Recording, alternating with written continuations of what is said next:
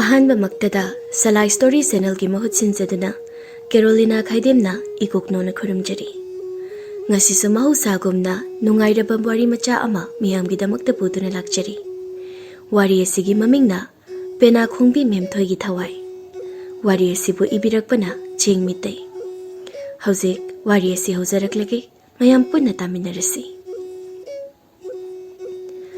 numit ado lamta thagi yausang thabal yam kanna chongnaba numidangi matamni mamanaba na hamari khul amada yam nungaina thabal chongminaruraga wari nungaina yumda halaklame nahamari duna pharaba thabal gi mangaladada sumlakpagi lambi gi mataida leiriba labuk amada nupa ama mathanta yam kina lauduna question chenba masu urame madu ubada nahamoy mari ado ingangakna ipapa khatna chap leptuna labukta cheliba mi aduda munna yengi labukta yam kina cheliba nupa aduna lauraga hariba wahai adusu angakpa akiba mane nupa aduna 자닝데 아이 자닝데 낭랭원데 비자게 다우리베도 아이 똑같이 끼에 아이나데바 일라카노미 이암기 아이나데베네 이마 오 이마 까나까나 레게 아이부 누피시다게 아묵다 간비요 까나까나 레게 오 이마 아이부 묵다 간비요 moy maridudagi amana 머르보홈 아시부 까나노 거이누 마나 라우드나 깝드나 하리보 와이싱시보 까나다 하리잖아 누피 무슨 빨리 우디네 amana khongdeda ado thabal siam phai changsilaki yengusiro mana janing de ilakanu harise korino kanada harinu do yengusira ba kara khangne ai khoi marina chaning ba pot oramladi chawrsiba aidi chak charak tabagi lamana suyadre amana amo nangsu thibong khuyawdi kidro mai mohongsia mi jom tu ubanate ma muthanani lawroga chilisi as law yumda lasi thuna moy ahumna kimalli he nangsu nangna kidrise thabal chongphamda nupi sinsindana paiba wari saba ikaiba khangdaba sithani ne nangna kidrise ha punna moy ahumdo yengnaraga muk noi amadudi moy ahumda saunningbana loire amana lawse nupa se kana no habda auti yengse kana khangye akhoi khogi mi oiramladi yumda pubi hinaba tawsiba amana amo hoini मादी लबुक्सिदा लाउरगा खुचिन चेलगा दुम लेरिनि यु थक्लगा निसा खाइरा सुखंदि मरुसे नुपासि तानरगा अंगता फासि ngai khune nangbo nangbu kanano ne na finaro sunali angabu sumandi kanano nangbo amana amo nupase kana phaun he ma se thaba chongphamdaga mana pamdaba nupinaga nam phuda kwa kila prakhangdi ne ya musi kana phauko mapangan siam kalini musi ihe noishu magi makhwangsi kanna kolune moy mariduna ngai khone hinangbo nati nangmu kanano kaidorage ba nangna kapaga pungawda lawraga cheli dupo ha nupa maduna aibu thado ai sienge ba ai sienge sono jubi nu pisina pairi ba angang jabi man ba tinna so ba se ai ki ai sa ba ngam loye thado ai sienge natri e khona joidri la ne ba thado se moy mariduna kari no manang sa dingang li singjibo karai de kitinno aduga kanada nang na hari de bo angabu sumandi masaju yamnal hoi masaksi budi nu pi khara chopa maliko makuchi ju humanga tani thabal jongphamda nupiga makut chenaga painaraga chongnuba malini se hauju phaba humang handrieba natraga ma se thabal jongphamda nupi cholubagi miyam changnaga phurak pori jalo ha amana amo ese ai hangise nangna ngasai lauriba cheliba aduga hairiba singdubu karino kanadano ba aduga yumna karai degino akhoi thimbiram lagini nupaduna yam kina noi maribu chudro noi gi tongda nupi sina chaurba tinna mama khutta baiduna akhoi di indra nolisibo se ai bu phagano ba ai sienge thado ai bane ai sienge ba amana maru ho noi da biri me keke yabro yaurdi pirose ai se ru singje khomjillaga mayam ta hugke magi se but oknerira nupi oknerira madi mal amana amo ai ngonda yaurine aduga but ka nupiga changdamnabudi phajani he nangso ado noi khoi gi yum gi mi daga dine ai biri tha ekasi hadura kun ko Moi mariduna labuktudagi ataba charu khara khomjinduna mai chauna haugatlami. Mai hek haugatpaga nupado wakhal khara khara taraklami. Moi mariduna wakhal khara tarabra maro se biri se amta chingo kori no mana mo kuyin yin sibo haima shine biri se amta huit tauna chingo ne nang ba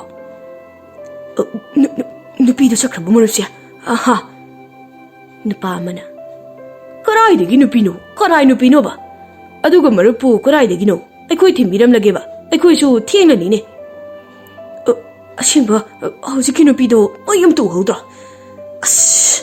ꯑꯩꯅꯦ ꯍꯌꯦꯡꯗꯩꯗꯤ ꯊꯥꯕꯜ ꯆꯣꯡꯕꯒ ꯑꯝꯇ ꯆꯠꯆꯔꯔꯣꯏꯗ ꯑꯗꯨꯒ ꯃꯔꯨꯞꯁꯦ ꯑꯩꯗꯤ ꯊꯪꯅꯕ ꯈꯨꯜ ꯑꯁꯤꯗꯒꯤꯅꯦ ꯑꯩꯒꯤ ꯃꯔꯨꯞ ꯈꯔꯒ ꯊꯥꯕꯜ ꯆꯣꯡꯕ ꯆꯠꯂꯨꯕꯅꯦ ꯑꯁ ꯀꯣꯛꯁꯦ ꯀꯩꯅꯣꯝ ꯇꯧꯋꯦ ꯂꯥꯎꯁꯦ ꯑꯩ ꯆꯠꯅ ꯋꯥꯔꯤꯗꯣ ꯂꯤꯔꯒꯦ ꯑꯗꯣ ꯕꯤꯔꯤ ꯌꯥꯎꯔꯗꯤ ꯌꯨꯝ ꯐꯥꯎꯕ ꯊꯛꯁꯤꯀꯣ ꯃꯨꯠꯍꯟꯒꯅꯨꯀꯣ ꯃꯣꯏ ꯑꯃꯅ ꯍꯣꯏꯅꯦ ꯑꯗꯣ ꯋꯥꯔꯤꯗꯣ ꯃꯈꯥ ꯇꯥꯔꯛꯎꯅꯦ ꯑꯗꯨꯒ ꯅꯪꯒ ꯂꯥꯛꯃꯤꯟꯅꯕ ꯃꯣꯏꯗꯤ ꯀꯔꯥꯏꯗ ꯂꯩꯍꯧꯔꯕ ꯃꯣꯏꯒ ꯑꯩꯒꯗꯤ ꯊꯥꯕꯜ ꯃꯐꯝꯗ ꯑꯗꯨꯝ ꯀꯥꯏꯅꯔꯦ ꯑꯩꯁꯨ ꯑꯩꯒꯤ ꯃꯔꯨꯞꯁꯤꯡꯗꯣ ꯊꯤꯗꯕꯤꯗ ꯊꯥꯕꯜ ꯆꯣꯡꯐꯝꯗꯨꯗ ꯅꯨꯄꯤ ꯃꯁꯛ ꯃꯇꯧ ꯐꯖꯕꯤ ꯑꯃ ꯌꯥꯎꯔꯤꯅ ꯅꯨꯄꯤꯗꯣ ꯄꯥꯏꯒꯦꯅ ꯀꯣꯏꯇꯥꯟ ꯇꯥꯟꯅꯗꯨꯅ ꯄꯥꯏꯔꯒ ꯊꯥꯕꯜ ꯆꯣꯡꯊꯕꯅꯦ ꯑꯃꯅ ꯃꯥꯅ ꯍꯥꯏꯔꯤꯁꯦ ꯉꯁꯥꯏꯒꯤ ꯅꯨꯄꯤ ꯃꯁꯛ ꯃꯇꯧ ꯐꯖꯕꯤ ꯌꯥꯝꯅꯁꯨ ꯅꯣꯛꯀꯟꯕꯤ ꯑꯃ ꯌꯥꯎꯕꯗꯣ ꯑꯣꯏꯔꯖꯥꯠꯂꯕ ꯃꯁꯝ ꯀꯌꯥꯝ ꯁꯥꯡꯕꯤꯗꯣ ꯃꯣꯏ ꯑꯍꯨꯝꯗꯨꯅ ꯈꯪꯗꯤꯅꯦ ꯑꯗꯨ ꯑꯣꯏꯖꯥꯠꯂꯣ ꯑꯣꯏꯔꯝꯕꯁꯨ ꯌꯥꯏ ꯉꯁꯥꯏꯒꯤ ꯊꯥꯕꯜ ꯃꯐꯝꯗꯨꯒꯤ ꯅꯨꯄꯤ ꯃꯌꯥꯝꯗꯨꯗꯗꯤ ꯃꯥꯅ ꯃꯁꯛ ꯏꯐ ꯐꯖꯕꯅꯦꯕ ꯑꯗꯨꯒ ꯋꯥꯔꯤ ꯃꯈꯥꯗꯤ ꯃꯔꯣ ꯅꯨꯄꯥꯗꯨꯅ ꯊꯥꯕꯜ ꯃꯐꯝꯗ ꯊꯣꯛꯈꯤꯕꯁꯤꯡ ꯑꯗꯨ ꯃꯃꯤꯠꯇ ꯁꯪꯁꯪ ꯎꯅ ꯋꯥꯔꯤꯗꯣ ꯃꯈꯥ ꯂꯤꯔꯛꯂꯝꯃꯤ ꯑꯗꯨꯒ ꯃꯣꯏ ꯃꯔꯤꯁꯨ ꯃꯌꯥ ꯀꯥꯗꯨꯅ ꯇꯨꯃꯤꯟꯅ ꯇꯥꯏ ꯅꯨꯄꯥꯗꯨꯅ ꯑꯩꯅ ꯅꯃꯤꯡ ꯍꯪꯂꯒ ꯅꯃꯤꯡꯗꯤ ꯁꯨꯡꯍꯥꯏ ꯍꯥꯏꯗꯦ ꯑꯗꯨꯝ ꯅꯣꯛꯇꯨꯅ ꯂꯩꯕ ꯃꯁꯛ ꯈꯨꯐꯖꯁꯤꯒꯕ ꯑꯗꯣ ꯅꯃꯤꯡ ꯀꯩ ꯀꯧꯒꯦ ꯃꯤ ꯐꯖꯕꯤ ꯅꯪꯕꯣ 이바니나 ꯉꯁꯥꯏꯗꯒꯤ ꯈꯨꯠ ꯁꯝꯅꯗꯨꯅ ꯆꯣꯡꯃꯤꯟꯅꯔꯛꯏꯁꯦ ꯂꯝꯄꯥꯛꯁꯦ ꯑꯅꯤꯔꯛ ꯑꯍꯨꯝꯂꯛꯇꯤ ꯀꯣꯏꯔꯝꯃꯅꯤꯕ ꯑꯗꯨꯒ ꯍꯧꯖꯤꯛ ꯐꯥꯎꯕ ꯅꯃꯤꯡꯗꯤ ꯁꯨꯡꯍꯥꯏ ꯍꯥꯏꯗꯦ ꯅꯣꯛꯇꯅꯗ ꯂꯩꯌꯦꯕ ꯅꯨꯄꯤꯗꯨꯅ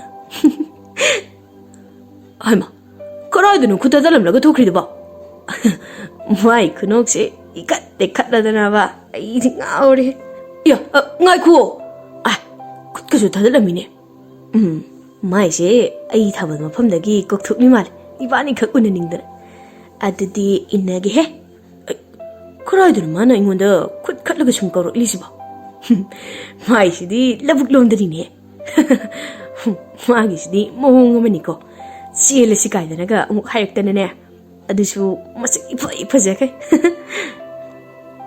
ꯅꯨꯄꯥꯗꯨꯒꯤ ꯋꯥꯔꯤꯗꯣ ꯈꯪꯂꯦꯞ ꯂꯦꯞꯄꯤ ꯑꯗꯨꯒ ꯁꯣꯔ ꯁꯥꯡꯅ ꯑꯃꯨꯛ ꯍꯣꯜꯂꯤ ꯑꯗꯨꯒ ꯕꯤꯔꯤꯗꯣ ꯑꯃꯨꯛ ꯆꯤꯡꯉꯤ ꯃꯣꯏ ꯃꯔꯤꯗꯨꯅ ꯃꯁꯤ ꯁꯛꯇꯥꯁꯤꯒ ꯅꯨꯄꯤ ꯌꯥꯝꯅ ꯆꯣꯠꯂꯝꯗꯧꯕꯕꯨ ꯃꯥꯜꯂꯦ ꯍꯥꯏꯗ꯭ꯔꯣ ꯑꯩꯅ ꯑꯃꯅ ꯑꯃꯨꯛ ꯋꯥꯔꯤ ꯃꯈꯥꯗ ꯑꯃꯨꯛ ꯂꯤꯔꯧꯅꯦ ꯅꯪꯒꯤ ꯋꯥꯔꯤꯁꯦ ꯈꯔ ꯅꯨꯡꯉꯥꯏꯔꯛꯏꯅꯦ ꯅꯨꯡꯉꯥꯏꯅꯤ ꯇꯥꯈꯣ ꯅꯣꯏ ꯑꯩꯒꯤ ꯋꯥꯔꯤꯁꯦ ꯑꯗꯨꯒ ꯅꯨꯄꯥꯗꯨꯒꯤ ꯋꯥꯔꯤꯗꯣ ꯃꯈꯥ ꯑꯃꯨꯛ ꯆꯠꯊꯔꯛꯏ ꯐꯅꯗꯤ ꯂꯥꯞꯄꯤꯁꯦ ꯏꯕꯥꯅꯤꯅ ꯂꯥꯛꯏꯁꯦ ꯊꯥꯕꯜ ꯃꯐꯝꯗꯒꯤ ꯑꯁꯨꯛ ꯌꯥꯝ ꯂꯥꯞꯅ ꯑꯩꯕꯨ ꯀꯧꯊꯣꯔꯛꯂꯤꯁꯤꯕꯨ ꯄꯦꯅꯥꯅꯤꯅꯦ ꯃꯥꯅ ꯄꯥꯏꯔꯤꯁꯤꯗꯤ ꯀꯔꯥꯏꯗꯕꯨ ꯄꯨꯊꯣꯔꯛꯏꯖꯥꯠꯅꯣ ꯉꯁꯥꯏꯒꯩꯗꯤ ꯄꯥꯏꯕꯁꯨ ꯎꯗꯦ ꯃꯥꯗꯤ ꯑꯩꯒꯤ ꯅꯥꯛꯇꯕꯨ ꯄꯦꯅꯥꯁꯤ ꯄꯥꯏꯔꯒ ꯆꯪꯂꯛꯏꯅꯦ ꯅꯨꯄꯤꯗꯨꯅ ꯍꯣ ꯁꯛ ꯐꯖꯕ ꯄꯥꯈꯪ ꯑꯩ ꯄꯦꯅꯥ ꯂꯦꯟꯗꯨꯅ ꯖꯒꯣꯏ ꯁꯥꯒꯦ ꯊꯥꯕꯜꯁꯨ ꯌꯥꯝꯅ ꯐꯩ ꯅꯪ ꯌꯦꯡꯉꯨꯀꯣ ꯅꯨꯄꯤꯗꯨꯅ ꯄꯦꯅꯥ ꯂꯦꯟꯗꯨꯅ ꯂꯕꯨꯛꯇꯨꯗ ꯖꯒꯣꯏ ꯁꯥꯕ ꯍꯧꯏ ꯀꯔꯤꯅꯣ ꯑꯇꯩ ꯋꯥꯒ ꯍꯥꯏꯔꯛꯇꯧꯕꯒ ꯃꯥꯜꯂꯦꯅ ꯋꯥꯈꯜꯒ ꯅꯨꯡꯉꯥꯏꯔꯀꯥꯟꯁꯤꯗꯕ ꯉꯥꯏꯈꯣꯁꯦ ꯄꯦꯅꯥꯒꯗꯣ ꯂꯦꯜꯂꯛꯈꯤꯅꯣ ꯍꯧꯖꯤꯛꯄꯨ ꯄꯦꯅꯥ ꯂꯦꯜꯂꯒ ꯖꯒꯣꯏ ꯁꯥꯕ ꯃꯇꯝꯂꯣ ꯂꯕꯨꯛꯁꯤꯗ ꯂꯩꯔꯤꯁꯦ ꯅꯪ ꯑꯩ ꯈꯛꯇꯅꯤ ꯑꯗꯨꯅ ꯅꯃꯤꯡꯗꯣ ꯍꯥꯟꯅ ꯍꯥꯏꯔꯛꯑꯣꯕ ꯅꯨꯡꯁꯤꯕ ꯋꯥꯔꯤ ꯁꯥꯁꯤ ꯑꯗꯨꯒ ꯍꯣꯔꯦꯟ ꯊꯥꯕꯜ ꯃꯐꯝꯗ ꯁꯤꯡꯖꯨ ꯕꯣꯔꯥ ꯑꯃꯨꯛ ꯆꯥꯔꯨꯁꯦꯕ ꯀꯩꯒꯤꯅꯣ ꯑꯗꯨꯛ ꯁꯥꯎꯅ ꯑꯩꯉꯣꯟꯗ ꯌꯦꯡꯂꯛꯏꯗꯨꯅ ꯀꯔꯤꯅꯣ ꯃꯥꯏ ꯈꯨꯌꯦꯡꯁꯤꯕꯣ ꯑꯣ ꯅꯪꯅ ꯍꯥꯏꯔꯤꯁꯦ ꯅꯨꯡꯁꯤꯕ ꯋꯥꯔꯤ ꯁꯥꯁꯤ ꯁꯤꯡꯖꯨ ꯕꯣꯔꯥꯁꯨ ꯆꯥꯁꯤ ꯍꯥꯏꯕ ꯅꯠꯇ꯭ꯔꯣ ꯑꯗꯨꯗꯤ ꯅꯨꯡꯁꯤꯕ ꯋꯥꯔꯤꯗꯤ ꯀꯣꯟꯅ ꯁꯥꯁꯤ ꯁꯦ ꯁꯤꯒꯤ ꯇꯤꯟꯁꯦ ꯍꯥꯟꯅ ꯑꯃꯨꯛꯇ ꯆꯥꯎꯁꯦ ꯁꯤꯡꯖꯨ ꯕꯣꯔꯥꯗꯒꯤ ꯁꯤꯅ ꯍꯦꯟꯅ ꯍꯥꯎꯕꯅꯤ ꯁꯦ ꯆꯥꯋꯣ ꯀꯩꯅꯣꯗꯨꯕꯣ ꯀꯤꯌꯦ ꯑꯁ ꯇꯤꯟꯅ ꯍꯤꯡꯕꯅꯤꯅꯦ ꯑꯗꯨꯗꯤ ꯏꯜꯂꯛꯀꯅꯨ ꯆꯥꯅꯤꯡꯗꯤꯌꯦ ꯏꯜꯂꯛꯀꯅꯨ ꯍꯥꯏꯕꯅꯤ ꯁꯣꯅꯣ ꯆꯨꯕꯤ ꯅꯨꯄꯤ ꯑꯁ ꯀꯔꯤꯅꯣ ꯅꯪꯒꯤ ꯅꯁꯛꯇꯨꯕꯨ ꯑꯀꯤꯕ ꯁꯛꯇꯝ ꯑꯃꯨꯛ ꯂꯩꯗꯨꯕꯣ ꯅꯪ ꯀꯅꯥꯅꯣ ꯍꯥ ꯅꯪ ꯀꯅꯥꯅꯣ ꯕꯨꯠꯂꯣ ꯃꯤꯔꯣ ꯅꯪ Chao. Se. Chao hai bane. Chao se. Ai chaning di. Nang itindo. As ilakano hai bane. Adu nang karano. Nang inasto amumuki. Changchalakano hai bane. Wari loiduna lepi. Nupaduna. Aina question chelingai dane. Marup marina laktuna aibu but lamira khangdabi nupidudagi kanbirise. Karigumma noi mari laknamdrabadi nupidunu pariba jamda leiba makok chawu tindo soidana ingonda pijaramdam. Adusu tindo khuttumuk chawe wani. Moi marido kibanadi loire adabu kidabadi sanai. Amana. Nangshu nupi yamna chopini ha. Nang aikhoiga thengnaramdrabadi nangde ngasaina tin charga tingbong oiraga siramagi moni ne dude ha. Nupidugi phajaba masaktuda aiding aurabani me. Kanana di khangnya sumain torokani de. Aduga noisu nupidugi masaktu ek ubada noisu nupidum chopakani bo. Amanamo. Yes yare se. Ado nangbo hajiksu nupidu uribo. Udre hajikti. Ngasai marup singna mai hogolappadagi ukidre. Ado marup sia ai thongal yore. Ai leurage ko. Marup marisu yum yonadaba chatluko. Lambida nupibu thengnaradine hanna yengdabida yum tana chatluko marup sia. Moi mariduna. Hoi hoi. Leuro ko marup adudia. Kina kigalliba nupina chopliba. Adugasu aikoida muki halakli. Maana de khoi mari se kigandaba jathiba ngaktani se khangri. Moi marido nupadu mayum phawbu thilamlaga kidaba saduna amo moi marigi yum da halaklame. Moi marido wa amata ngangnadana adum lakpana moi marigi khul yoraklame. Khul hek yobaga wapalamada uchina chatpada waruka kenduna tabagi ahoba khonjalada tarami. Madu tabaga moi marido khangprek khangduna kanna lauraga mai yumda kanna chinsinnakhirami. Nongan bagadi ngarangi warido moi marina mi khudingi wari liliduna tamlami. Nongmadi thangnaba khulamadasu wari se tanaraktuna mangi koba ahalamaga tomba koba ahalamaga lampak machi mada pena khongbi nupidugi wari sanarami. Ahalanigi wari do naha kharasu phamduna tari. Naha singdugi maraktuda lemba koba naha amadi ahalanigi wari do yamna thawai tana tari. Mangina. Madugi pena khongbi nupido aikhoi shwaidasu amuk yoraklabora. Adudi aikhoigi khulji numidangda lamhenba naha singsei parak tadawrida. Tomana. Isha isu singsei numit hek tabaga yumdagi mapanga thokanba yadre. Aduga numit khudingi yumthong khudingi mairaka thokhandrabadine aikhoigi anakpada tariba khul khara sei awafamna tagani bo marup mangi. Achumani marup tomba. Isu sa noisu haribasi munna tasilu. Numit na mayum changdringaidane noi yumda hanjinaba tawko. Adu marup tomba. Lamhenba naha singidi tariba pawsi yamnadi phaiko. Hoini marup mangya. Numit tabaga but saba lamhenba nupa naha singidi yamna pharaba janida.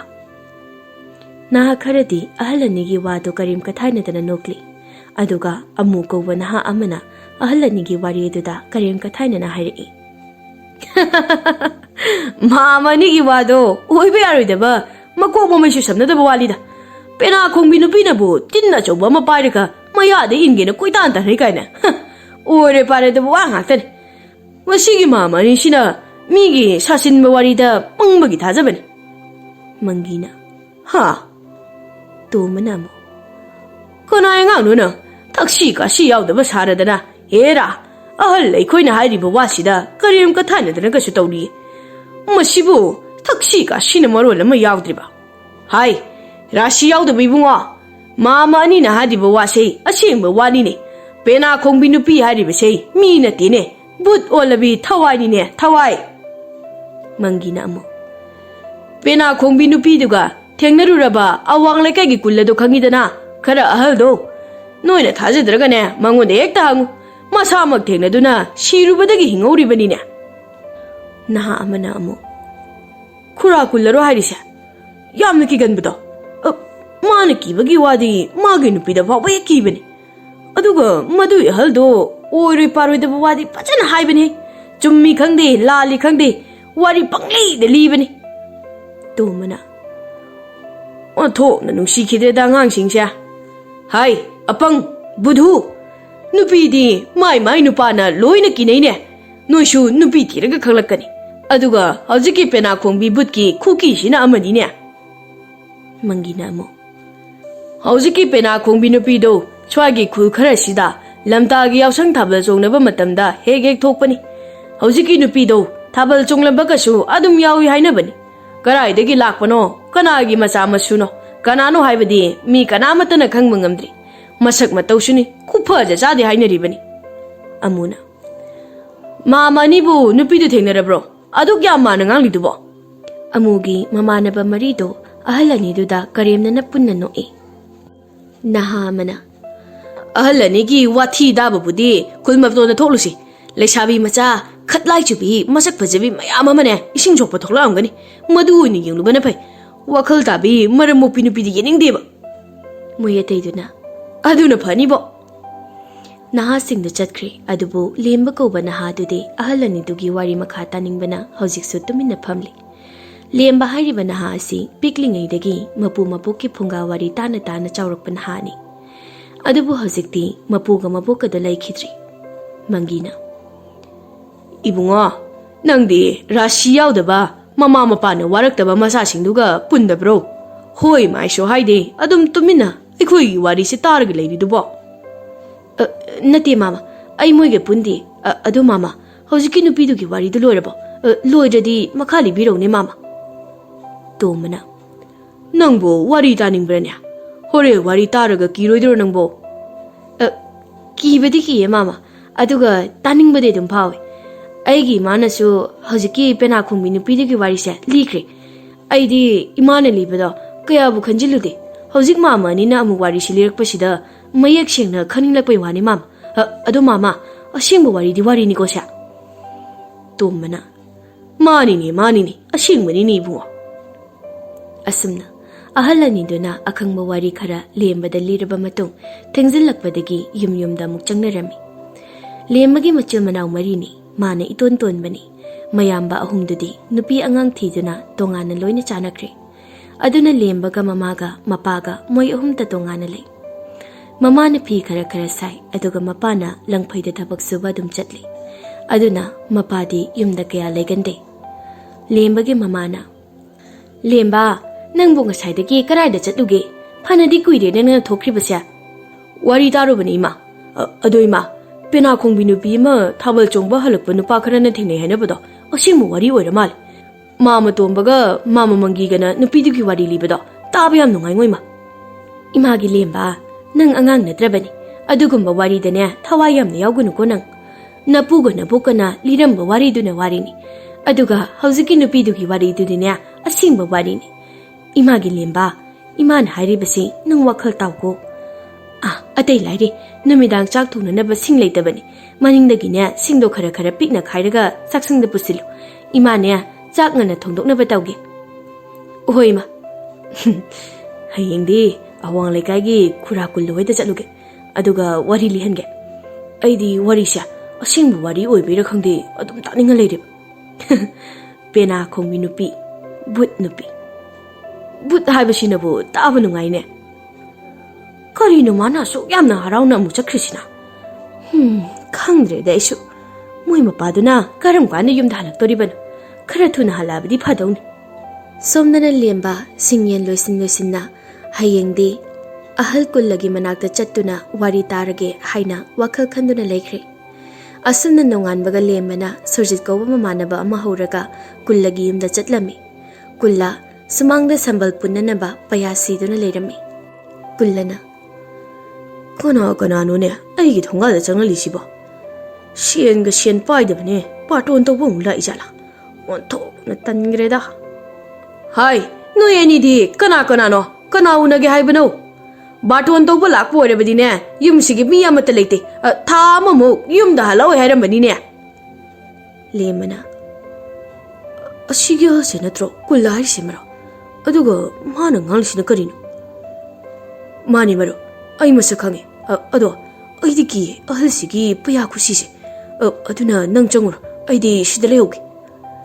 ꯀꯔꯤꯅꯣꯅꯤ ꯃꯣꯏꯅꯤꯅ ꯊꯣꯡꯒꯥꯟꯁꯤꯗ ꯇꯧꯔꯤꯁꯤꯕꯣ ꯍꯥꯏ ꯅꯣꯏ ꯑꯅꯤꯕꯨ ꯀꯅꯥ ꯀꯅꯥꯅꯣ ꯍꯥꯏꯕꯅꯤꯅꯦ ꯅꯠꯇ꯭ꯔꯒ ꯅꯣꯏ ꯑꯅꯤ ꯍꯨꯔꯥꯟꯕꯔꯣ ꯍꯥ ꯂꯦꯝꯕꯅ ꯅꯠꯇꯦ ꯍꯨꯔꯥꯟꯕ ꯅꯠꯇꯤꯌꯦ ꯈꯨꯔꯥ ꯀꯨꯜꯂ ꯑꯣꯏꯗꯣꯏꯅꯤꯀꯣ ꯑꯍꯜꯁꯦ ꯑꯣ ꯄꯥꯔꯇꯣꯟ ꯇꯧꯕ ꯂꯥꯛꯄꯗꯤ ꯅꯠꯇ꯭ꯔ ꯃꯥꯜꯂꯤ ꯍꯣꯏꯅꯦ ꯑꯩꯅꯤꯅꯦ ꯀꯨꯜꯂ ꯍꯥꯏꯕꯗꯣ ꯑꯩꯁꯤꯕꯨ ꯀꯅꯥꯃꯨꯛ ꯃꯥꯜꯂꯨꯔꯒꯦ ꯍꯥ ꯑꯗꯣ ꯀꯔꯤꯒꯤꯅꯣ ꯑꯩ ꯍꯪꯂꯤꯕꯗꯤ ꯂꯦꯝꯕꯅ ꯑꯍꯜ ꯀꯨꯜꯂꯒꯤ ꯃꯅꯥꯛꯇ ꯆꯪꯗꯨꯅ ꯐꯝꯃꯤ ꯁꯨꯔꯖꯤꯠꯇꯤ ꯊꯣꯡꯒꯥꯟꯗ ꯀꯤꯗꯨꯅ ꯂꯩꯍꯧꯔꯤ ꯑꯗꯨꯒ ꯂꯦꯝꯕꯒ ꯀꯨꯜꯂꯒ ꯋꯥꯔꯤ ꯁꯥꯕꯁꯨ ꯍꯧꯔꯝꯃꯤ ꯀꯨꯜꯂꯅ ꯃꯤꯅ ꯀꯤꯅꯗꯅ ꯋꯥꯔꯤꯁꯦ ꯇꯥꯎ ꯍꯥꯏꯕ ꯌꯥꯗꯦ ꯑꯗꯨꯒ ꯅꯪꯅ ꯋꯥꯔꯤꯁꯤ ꯂꯤꯕꯤꯌꯨ ꯇꯥꯒꯦ ꯍꯥꯏꯗꯅ ꯊꯧꯋꯤꯡꯀꯤ ꯂꯥꯛꯂꯤꯕꯁꯤꯕꯨ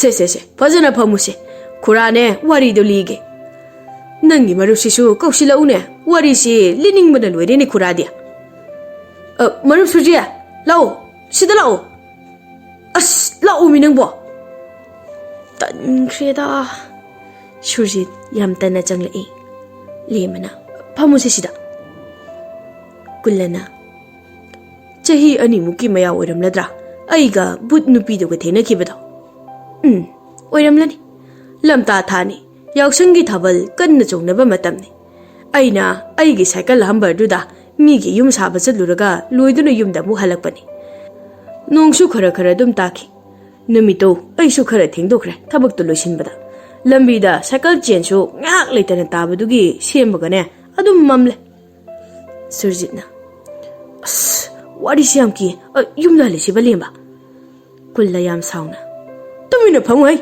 ꯋꯥꯔꯤ ꯐꯥꯎꯕ ꯍꯧꯗ꯭ꯔꯤ ꯀꯤ ꯀꯥꯏꯗꯅꯒ ꯇꯨꯃꯤꯟꯅ ꯐꯝꯃꯨ ꯁꯨꯔꯖꯤꯠ ꯄꯦꯔꯤ ꯄꯦꯔꯤ ꯑꯉꯥꯡ ꯑꯃꯒꯨꯝꯅ ꯇꯨꯃꯤꯟꯅ ꯐꯝꯃꯤ ꯂꯦꯝꯕꯅ ꯈꯨꯔꯥ ꯋꯥꯔꯤꯗꯣ ꯍꯧꯕꯤꯔꯣ ꯀꯨꯜꯂ ꯇꯞꯅ ꯑꯃꯨꯛ ꯑꯩꯅ ꯁꯥꯏꯀꯜ ꯆꯦꯟꯗꯨ ꯁꯦꯝꯗꯨꯅ ꯌꯨꯝ ꯌꯧꯅꯅꯕ ꯂꯝꯕꯤꯗ ꯁꯨꯝ ꯊꯧꯔꯛꯄꯗꯅꯦ ꯃꯃꯥꯡ ꯄꯥꯡꯅ ꯆꯠꯄ ꯂꯝꯕꯤ ꯂꯝꯍꯥꯡ ꯑꯃꯗ ꯍꯩꯅꯧ ꯄꯥꯝꯕꯤ ꯑꯆꯧꯕ ꯑꯃ ꯍꯧꯕꯗꯣ ꯈꯪꯉꯤꯗꯅ ꯈꯪꯉꯤ ꯈꯨꯔꯥ ꯈꯨꯜ ꯑꯅꯤꯒꯤ ꯇꯥꯏꯅꯐꯝ ꯂꯝꯍꯥꯡꯗ ꯍꯧꯕꯗो ꯅꯠꯇ꯭ꯔꯣ ꯂꯥꯏꯐꯝꯅꯤ ꯀꯥꯏꯗꯅꯒ ꯍꯥꯏꯅꯕꯗꯣ ꯈꯨꯔꯥ ꯑꯗꯣ ꯋꯥꯔꯤ ꯃꯈꯥꯗꯤ ꯈꯨꯔꯥ ꯋꯥꯔꯤ ꯃꯈꯥ ꯂꯤꯔꯛꯂꯒꯦ ꯃꯤꯠ ꯑꯣꯏꯁꯤꯟꯗꯨꯅ ꯃꯨꯟꯅ ꯇꯥꯔꯣꯀꯣ ꯀꯨꯜꯂꯅ ꯋꯥꯔꯤ ꯍꯧꯔꯛꯂꯤ ꯑꯁ ꯅꯣꯡꯁꯤꯁꯨ ꯅꯨꯡꯉꯥꯏꯈꯤꯗ꯭ꯔꯦꯗ ꯍꯧꯖꯤꯛ ꯇꯥꯗꯕ ꯁꯨꯡꯌꯥꯃꯛ ꯌꯥꯗ꯭ꯔꯕꯁꯤ ꯃꯉꯥꯏꯔꯦꯕ ꯑꯩꯅ ꯌꯨꯝ ꯌꯧꯔꯕ ꯃꯇꯨꯡꯗ ꯑꯗꯨꯝ ꯇꯥꯕ ꯌꯥꯏ ꯍꯥꯏꯕꯅꯤꯗ ꯃꯝꯒ ꯃꯝꯕꯅꯦ ꯅꯣꯡꯒ ꯇꯥꯕꯅꯦ ꯂꯝꯕꯤꯁꯦ ꯁꯥꯏꯀꯜ ꯊꯧꯕꯁꯤꯁꯨ ꯅꯨꯡꯉꯥꯏꯈꯤꯗ꯭ꯔꯦꯗ ꯑꯋꯣꯏꯕ ꯑꯁ ꯂꯝꯍꯥꯡꯗ ꯌꯧꯔ ꯃꯥꯜꯂꯤꯅꯤ ꯀꯩꯅꯣ ꯃꯈꯣꯟꯁꯦ ꯑꯣ ꯍꯩꯅꯧ ꯀꯦꯟꯕ ꯑꯣꯏꯔ ꯃꯥꯜꯂꯤ ꯑꯁ ꯏꯪꯕꯅꯁꯨ ꯌꯥꯗ꯭ꯔꯦ ꯕꯤꯔꯤ ꯌꯥꯎꯔꯤ ꯖꯥꯠꯂꯥ ꯑꯁ ꯌꯥꯎꯔꯝꯗ꯭ꯔꯦꯅꯤ ꯕꯤꯔꯤꯁꯤꯁꯨ ꯉꯁꯥꯏ ꯑꯩꯅ ꯊꯕꯛ ꯁꯨꯐꯝꯗ ꯂꯣꯏꯅ ꯊꯛꯇꯣꯛꯈ꯭ꯔꯕꯅꯦꯕ ꯀꯣꯡꯀ꯭ꯋꯥ ꯃꯅꯥ ꯑꯃꯗꯤ ꯌꯥꯎꯔꯝꯃꯤ ꯃꯔꯨꯗꯪꯒ ꯌꯥꯎꯔꯝꯂꯗꯤꯀꯣ ꯀ꯭ꯋꯥ ꯆꯥꯕ ꯃꯤ ꯑꯃꯠꯇꯁꯨ ꯊꯦꯡꯅꯔꯗꯤ ꯐꯅꯤꯗ ꯀ꯭ꯋꯥ ꯃꯔꯨ ꯅꯤꯒꯦꯅꯁꯦ ꯀꯨꯜꯂꯅ ꯁꯥꯏꯀꯜꯗ ꯊꯧꯕ ꯍꯧꯔꯛꯄꯗ ꯃꯥꯒꯤ ꯃꯃꯥꯡꯗ ꯄꯦꯅꯥ ꯈꯣꯡꯗꯨꯅ ꯅꯨꯄꯤ ꯑꯃ ꯆꯠꯄ ꯋꯥꯎꯔꯤ ꯎꯔꯝꯃꯤ ꯅꯣꯡꯁꯨ ꯃꯃꯤꯠ ꯑꯃꯨꯛ ꯐꯥꯛꯂꯛꯄꯗ ꯄꯨꯡꯉꯥꯟ ꯉꯥꯜꯂꯤ ꯑꯗꯨꯒ ꯅꯨꯄꯤꯗꯣ ꯃꯃꯥꯏꯁꯨ ꯐꯤ ꯑꯄꯥꯕ ꯑꯃꯅ ꯈꯨꯝꯃꯤ ꯀꯅꯥꯅꯣꯅꯦ ꯍꯧꯖꯤꯛꯄꯨ ꯄꯦꯅꯥ ꯂꯦꯟꯗꯨꯅ ꯆꯠꯂꯤꯕꯁꯤꯕꯣ ꯅꯨꯄꯤ ꯑꯣꯏꯔ ꯃꯥꯜꯂꯦꯅꯦ ꯐꯤ ꯑꯄꯥꯕꯁꯤꯒ ꯏꯪꯗꯕ ꯖꯥꯠꯂꯁꯤꯕꯣ ꯑꯩꯉꯣꯟꯗ ꯑꯣꯏꯔ ꯃꯥꯜꯂꯦꯅꯦ ꯁꯥꯏꯀꯜ ꯈꯥꯝꯃꯩꯁꯦ ꯑꯩ ꯁꯥꯏꯀꯜ ꯈꯥꯝꯒꯦ ꯅꯨꯄꯤꯅꯦꯕꯨ ꯃꯝꯕꯁꯤꯅ ꯃꯥꯏ ꯃꯁꯛꯁꯤꯗꯤ ꯐꯖꯅ ꯎꯗꯦꯅꯦꯁꯦ ꯅꯣꯛꯁꯨ ꯅꯣꯛꯂꯤ ꯃꯥꯜꯂꯦꯅꯦ ꯑꯩ ꯂꯥꯛꯄꯁꯤꯗ ꯅꯨꯄꯤꯗꯨꯅ ꯑꯁ꯭ꯋꯥꯏ ꯐꯥꯎꯕꯗ ꯇꯣꯡꯂꯛꯄ ꯌꯥꯒꯗ꯭ꯔꯣ ꯈꯨꯔꯥ ꯍꯣꯏ ꯑꯩ ꯌꯥꯝꯅ ꯑꯍꯜ ꯅꯠꯇꯦꯍꯦ ꯏꯕꯨꯡꯂꯥ ꯇꯥꯃꯣꯔ ꯑꯃ ꯀꯧꯅꯦ ꯌꯥꯅꯤ ꯃꯅꯤꯡꯗ ꯍꯦꯛꯇ ꯅꯞꯄꯤꯔꯛꯎ ꯃꯃꯥꯡꯗ ꯑꯣꯏꯔꯁꯨ ꯀꯥꯏꯗꯦ ꯑꯗꯣ ꯏꯆꯟ ꯍꯥꯏꯒꯗ꯭ꯔꯥ ꯌꯨꯝꯕꯨ ꯀꯔꯥꯏꯗꯒꯤꯅꯣꯅꯦ ꯑꯩꯒꯤ ꯌꯨꯝꯗꯤ ꯈꯨꯜ ꯃꯆꯤꯟꯗꯅꯦ ꯑꯗꯣ ꯑꯩ ꯇꯣꯡꯂꯦꯀꯣ ꯕꯨꯠ ꯅꯨꯄꯤꯗꯣ ꯀꯨꯜꯂꯒꯤ ꯁꯥꯏꯀꯜ ꯃꯅꯤꯡꯗ ꯇꯣꯡꯉꯤ ꯀꯨꯜꯂ ꯍꯔꯥꯎꯅ ꯑꯩꯒꯤ ꯅꯨꯄꯤꯅꯒ ꯎꯈ꯭ꯔꯗꯤꯅꯦ ꯍꯣꯔꯦꯟ ꯌꯨꯝꯗ ꯁꯥ ꯁꯥꯅꯅꯤꯁꯦ ꯏꯆꯟꯕꯨ ꯀꯔꯥꯏ ꯆꯠꯂꯨꯅꯣꯅꯦ ꯂꯩꯁꯥꯕꯤꯁꯨ ꯃꯥꯜꯂꯤ ꯊꯦꯡꯂꯀꯥꯟꯁꯤꯗ ꯃꯇꯝꯅꯒ ꯃꯇꯝ ꯐꯠꯇꯕꯅꯦ ꯑꯩ ꯊꯦꯡꯅꯔꯝꯕꯒꯤ ꯐꯕꯅꯤꯍꯦ ꯐꯠꯇꯕ ꯃꯤꯒ ꯊꯦꯡꯅꯔꯗꯤꯅꯦ ꯁꯥꯏꯀꯜ ꯇꯣꯡꯕ ꯐꯪꯕꯒꯥꯏ ꯏꯕꯨꯡ ꯀꯩꯊꯦꯜ ꯀꯥꯔꯨꯕꯅꯤ ꯅꯍꯥꯟꯈꯩꯗꯤ ꯏꯄꯥꯅ ꯂꯧꯕ ꯑꯗꯨꯝ ꯂꯥꯛꯄꯅꯤ ꯉꯁꯤꯗꯤ ꯏꯄꯥꯗꯣ ꯃꯁꯥ ꯉꯝꯍꯧꯗꯕ ꯑꯗꯨꯅ ꯏꯄꯥꯗꯣ ꯑꯩ ꯂꯧꯕ ꯂꯥꯛꯇ꯭ꯔꯤ ꯑꯩꯁꯨ ꯉꯁꯤꯗꯤ ꯊꯦꯡꯗꯣꯛꯈ꯭ꯔꯕ ꯏꯕꯨꯡꯒ ꯊꯦꯡꯅꯕꯁꯦ ꯌꯥꯝꯅꯗꯤ ꯂꯥꯏꯕꯛ ꯐꯔꯦ Oh, ado ichan nangdi kaithel chatpadabu pena puraga chatpro. Lienbasu yamna haiba mali. Nang nangasai pena lenduna chatlambadu tabada kayadi nungsira. Maru yamna leibasu mali pena gi sursi. Hoi ibung, pena se aigidi thawai ni. Pena lenba jagoi saba yamna pamje. Ado pena lelake tagera. Lelakanuda. Nong mamatang chabada tage. Aina huji pamlibase pena gi makhodu natte. Kwa maruni. Mana yauba marudi yaurumdraba. Aduga chaning mana suloiraba. Ibung, adudi ngasai na haru yadro. Nangbu kwa maruga yaubranya. Yawina ibung. Kwa pisage masigi nahasaba hase. Kwa pisage. Nupiduna pibam gaina mathanda nokchai. Kullasu harauna. Adudi chagine karai marude. Aidi ngasai mana se pairaga tokphom khangdana leiribadine. Adudi ai maingal khara phangba khulgi machinsida khamge ko. Nong sisu kanna tabra tada hangbra hangda onthokna nungai khidre he. Kullana cycle do maingal khara phangba yum amagi thongal da khami. Nupidusu cycle do dagi kumthai. Kulladi khongna mana cycle do ngaklaga saban mathakta phami. Aduga nupidugi mamaido yengnena basukanna hotnari. Adubu phiduna khumbana nupidugi mamaido uba phangdabada tawpham khangdana leirami. Ichan, nang dina maido phiduna khumlaga dum leirabanina ichan gi maithongdo nabungna di uba phangdreni. Saktu uradi matungna thengnabada kauna ngangnaba yaidana. Lana di khangenu ko nang. Ibungbu ai saksi yengningrane. Samai beniko. Ado yenglasu yaida. Lana khangdraga loire natrane. Kulla wari amuk leptuna sor sangna holaga ungduna muklai. Surjiti kibana loire. Lemana. Wari makhadi khura. Nupido bud oiramiro. Aduga mana tapiba kwado tin oiramdoro.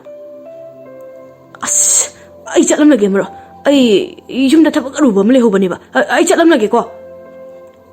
Kullana. Chatpa yaroi. Pham wari loidrine. Nangi thabak tawdrasu yai. Aigi wari di loisindaba yade. Aduna tumina pham tumina taw. Lemanasu. Wari loidori maro. Ngaktanga takisiba. Khura wari makha libiro. Wari makha amuk taro ko. Wari makha amuk lakle. Nupiduna makut namadana kwa pairaga makut namadana mamaida kupliba phido lauthorei. Tanja chana nongsu mamit khaklei. Ibung kwa sida leire aduga aigi saksu yengotu. Kulla yamkina kanna lawe. Oiba kanano nangina majudi kaino. Nupidugi mamaido manatonsu mamitsu machinsu amata yauramdana sitnalaga leirambadu ubada kulla kwado kanthoklamlaga cycle thogi tawe. Adubu kimanbana kulla cycle duga punna hanjin turami. Aduga kibana kulla panglaudo su lawe. But nupidudi kullagi manakta leplaga akiba phangna pangnokta noktuna le. Kulla uchinna chinna cycle do thoduna yumtana laklami.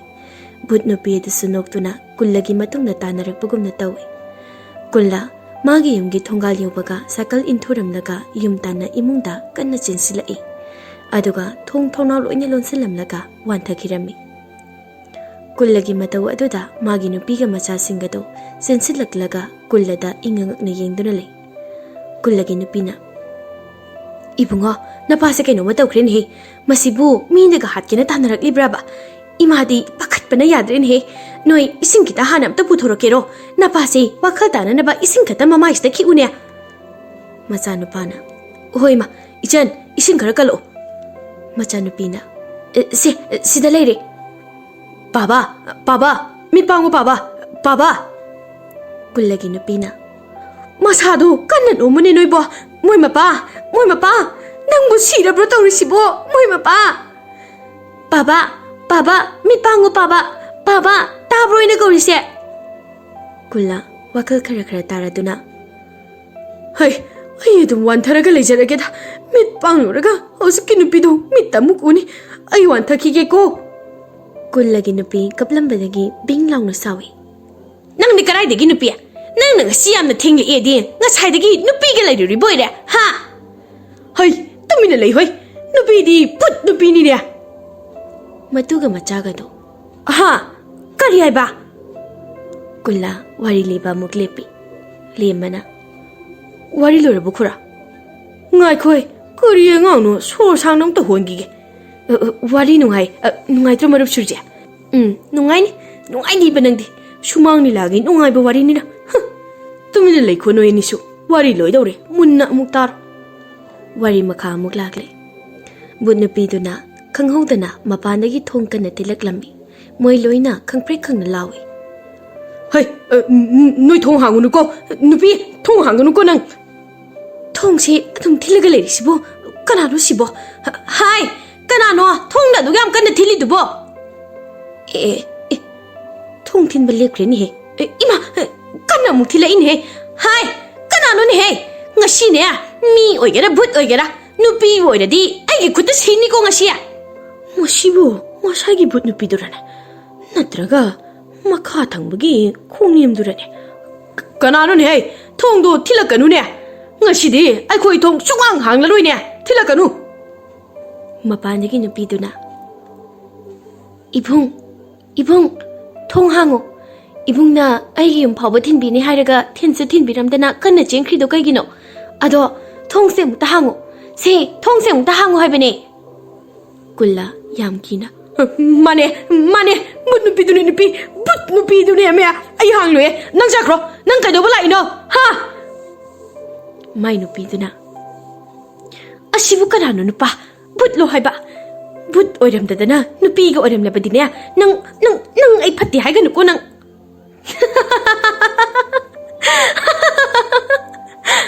Ado thong se muk tang hang se kwa si phawbadi imbiram ge be ibung bo kwa yamna chaningi haibadai ni ngasai de se kwa se muk la ho ba kullagi nupi du yam sauna nang na nupi sida kwa imbiyo haru rebro ha nate nang na but ne na ai khoi da ki na ba haizilaga nupi unaru re haibane hai de nang chu matang cha da isung torkino ai kwa chaning dre nang jakro yare hey nupi nang phungha do mai chaw nong ta hogalu ne but nupi do okta hana tan sine nang bo adudi ai chatlake ko ibung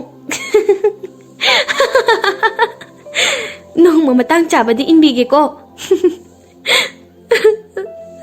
ayum da chatke ayum da thinbiyo ai bu pabi gano ai bu kari ki pabi no ayum da thinbiyo ima Papa, nasabu lo ba mong talakpiyo?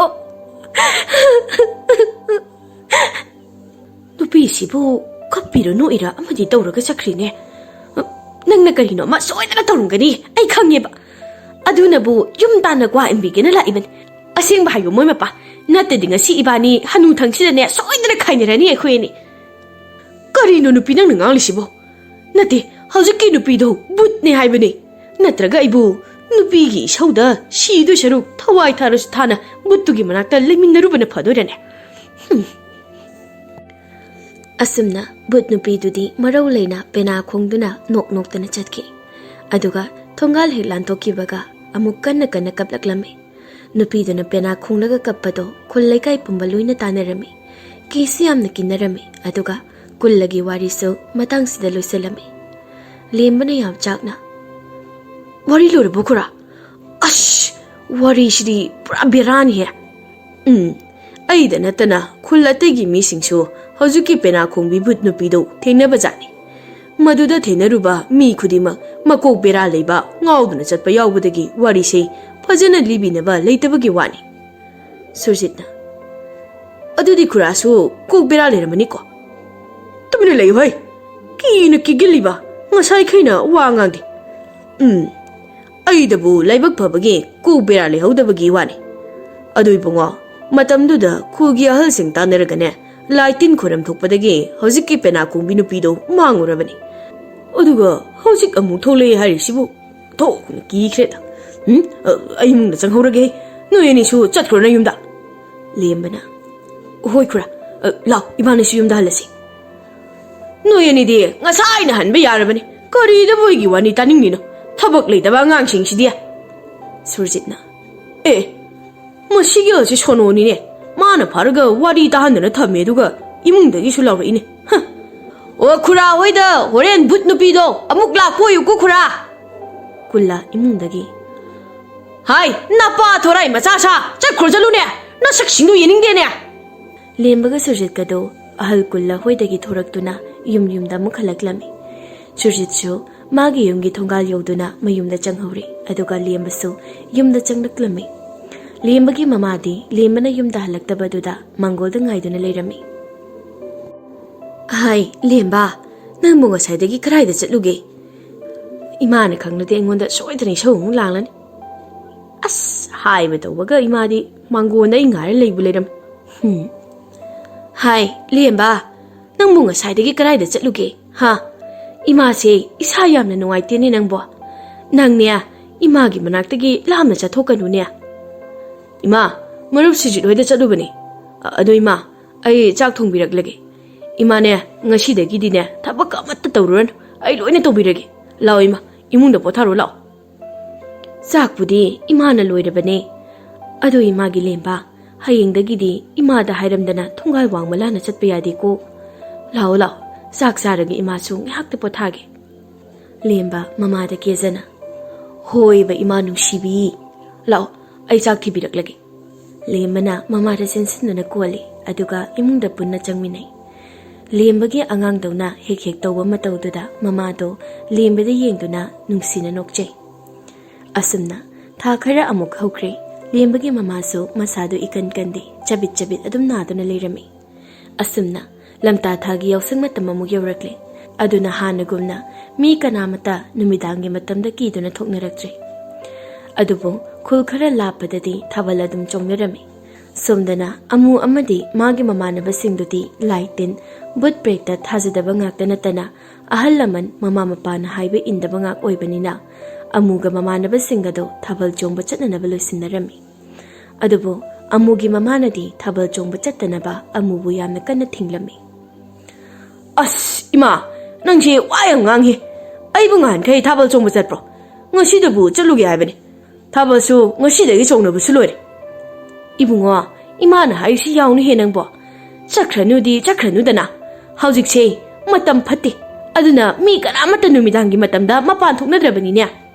ꯏꯃꯥ ꯆꯠꯇꯣꯏꯁꯦ ꯏꯊꯟꯗ ꯅꯠꯇꯤꯌꯦ ꯑꯩꯒꯤ ꯃꯔꯨꯞꯁꯤꯡꯒꯅꯤ ꯑꯗꯨꯒꯅꯦ ꯏꯃꯥ ꯃꯤ ꯂꯣꯏꯅ ꯊꯥꯕꯜ ꯌꯦꯡꯕ ꯊꯥꯕꯜ ꯆꯣꯡꯕ ꯂꯣꯏ ꯆꯠꯂꯦ ꯅꯣꯏꯅꯅꯦ ꯋꯥꯊꯤ ꯋꯥꯔꯦꯝꯒꯤ ꯋꯥꯔꯤꯗꯅꯦ ꯀꯤꯗꯅ ꯑꯗꯨꯝ ꯇꯧꯔꯒ ꯌꯨꯝꯗ ꯂꯩꯌꯨ ꯑꯗꯨ ꯑꯣꯏꯔꯗꯤꯅꯦ ꯅꯪꯅ ꯆꯠꯀꯦꯁꯨ ꯅꯄꯥꯗ ꯍꯥꯟꯅ ꯍꯥꯏꯔꯝꯃꯨ ꯅꯄꯥꯅ ꯌꯥꯔꯗꯤ ꯆꯠꯂꯣ ꯅꯠꯇ꯭ꯔꯗꯤꯅꯦ ꯆꯠꯄ ꯌꯥꯔꯣꯏꯀꯣ ꯑꯁ ꯑꯩꯈꯣꯏ ꯄꯥꯕꯗꯤꯅꯦ ꯌꯨ ꯇꯞ ꯇꯥꯏꯉꯩ ꯊꯛꯆꯤꯜꯂꯒ ꯐꯃꯨꯡꯗ ꯑꯣꯠꯁꯤꯜꯂꯒ ꯂꯩꯔꯝꯅꯦ ꯏꯃꯥꯅ ꯆꯪꯕꯗ ꯄꯥꯕꯒꯤ ꯈꯨꯗꯤꯡꯗꯨ ꯄꯨꯀꯣ ꯄꯦꯟꯅ ꯑꯣꯟꯅꯅꯕ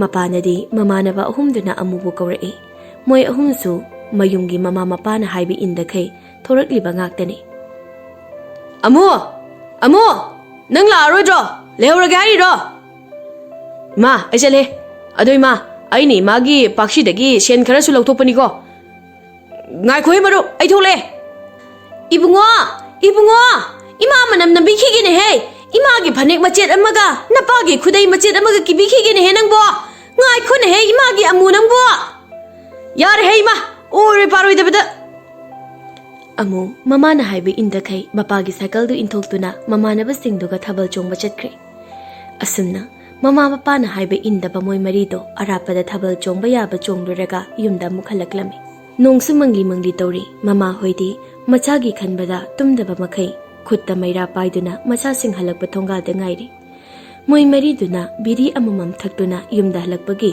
ꯈꯨꯜ ꯌꯧꯔꯝꯗꯥꯏꯒꯤ ꯂꯝꯍꯥꯡ ꯑꯗꯨꯗꯅꯤ ꯑꯃꯨꯅ ꯃꯔꯨꯞ ꯇꯣꯃꯥ ꯅꯪꯒꯤ ꯀꯣꯏꯅꯕꯤ ꯅꯨꯄꯤꯗꯣ ꯁꯛ ꯐꯥꯎꯕꯗꯤ ꯐꯖꯩꯌꯦ ꯃꯃꯥꯟꯅꯕ ꯇꯣꯃꯥꯅ ꯈꯔ ꯇꯧꯔꯛꯀꯅꯤ ꯃꯔꯨꯞ ꯑꯅꯤꯃꯅ ꯑꯗꯣ ꯃꯔꯨꯞ ꯇꯣꯃꯥ ꯅꯪꯒꯤ ꯅꯨꯄꯤꯗꯣ ꯅꯪꯉꯣꯟꯗꯗꯤ ꯀꯌꯥꯕꯨ ꯌꯦꯡꯗꯦꯅꯦ ꯑꯩꯈꯣꯏ ꯃꯔꯨꯞ ꯑꯃꯨ ꯑꯣꯏꯅ ꯑꯗꯨꯝ ꯌꯦꯡꯂꯒ ꯂꯩꯅꯦ ꯃꯥꯏ ꯃꯑꯣꯡꯗꯣ ꯑꯃꯨꯗ ꯋꯥꯈꯜ ꯑꯃ ꯈꯟꯕ ꯃꯥꯜꯂꯤꯀꯣ ꯃꯣꯏ ꯑꯍꯨꯝ ꯇꯣꯃꯥꯗ ꯀꯟꯅ ꯅꯣꯛꯁꯤꯜꯂꯤ ꯑꯃꯨꯅ ꯑꯗꯨꯅꯦ ꯃꯔꯨꯞ ꯑꯩꯁꯨ ꯉꯁꯥꯏꯗꯒꯤ ꯈꯜꯂꯤꯁꯤ ꯇꯣꯃꯥꯜꯒꯤ ꯁꯥꯏꯗꯣ ꯇꯣꯃꯥꯟ ꯄꯥꯝꯂꯛꯇꯕꯤꯗ ꯑꯩ ꯑꯣꯏꯅ ꯄꯥꯝꯂꯛꯄ ꯃꯥꯟꯗ꯭ꯔꯣ ꯁꯥꯎꯅꯨꯀꯣ ꯃꯔꯨꯞ ꯇꯣꯃꯥꯜ ꯃꯁꯤ ꯑꯩꯒꯤ ꯏꯔꯥꯜꯗꯤ ꯅꯠꯇꯦꯍꯦ Tomalna.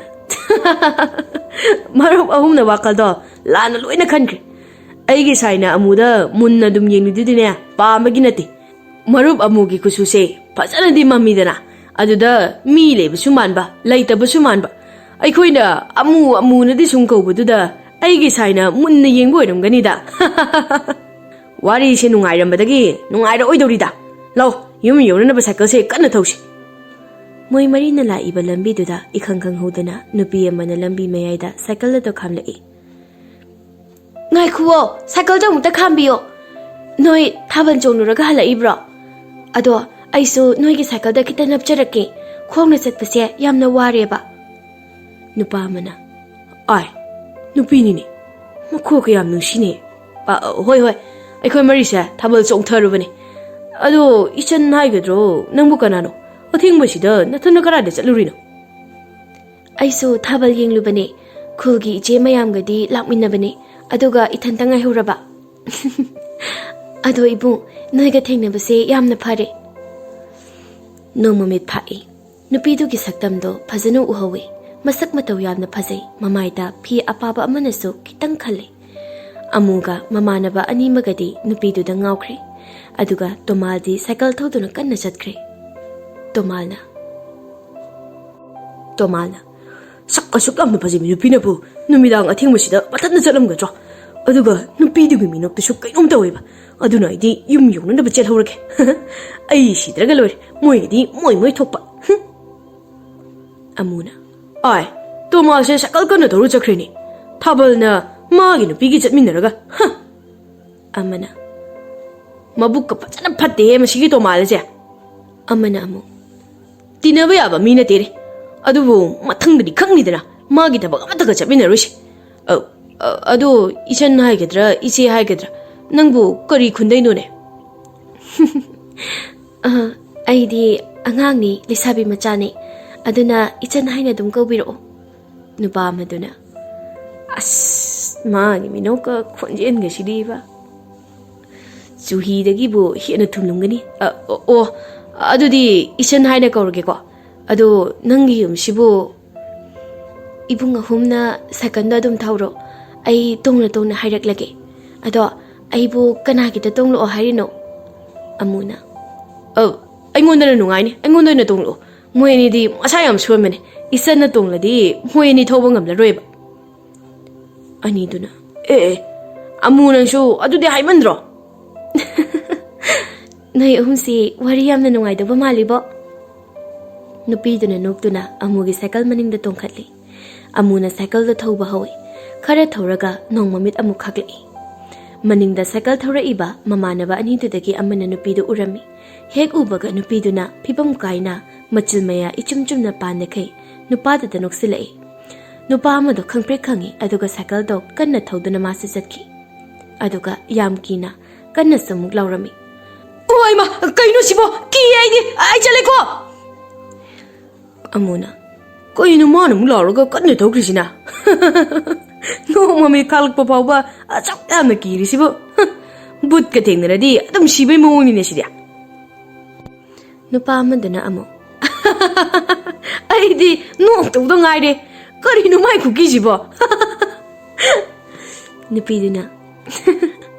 Noi ani suki dana ba ai hunjeklam laga chen khini ko. Erada aibu kigen madawna. Maro nangda kibro ne. Amaduna. Akhoi khulda kwaidagi kigandaba nupase aini marup amo. Ai nongsi taba hore ne. Aduga karigina cycle je saidagi thobasibu khulyo wa sungam ngamdrisina. Masigi nupisisu mathanda paknokta noe. Nungdang sida irangi tawradana ba. Amunaga nupi chopaga managa khatpaga ba. Amuna. Karigina hoi khuldabu sungau yodrisina. Maro ibani bu lambi sida hanjan sum thawlerabo. Aduni ne ina khalisisu maro amo. Ibo nongse kanna tarak toba male. Adagi haino makhong sida ngakta laikhisira. Nong kanringai sida yum yongnaba chalorase. Ado ichalgi yumdo karaidano. Aikhoigi khuldesu mande aduna ichan hana thilamlagi. Ichangi khunda karamano hairo. Natragana aikhoido oina ngasi hingsima leikrodana. hayeng nongalaga aina yumda thinbirage. Nupa amaduna hoi aduna phadoma male amu natraga noi ni chirasu yareda. adu oiradi cycle do khara kana thawo nabani di tapna dum thoraga le nong kana tarakpana bu halane ba. Moi ani do cycle do kana thawna na bu hotnai nong mamisu toina khai mamana baduna handakti amugi maningda tongliba nupi ado mayek singna muk urami.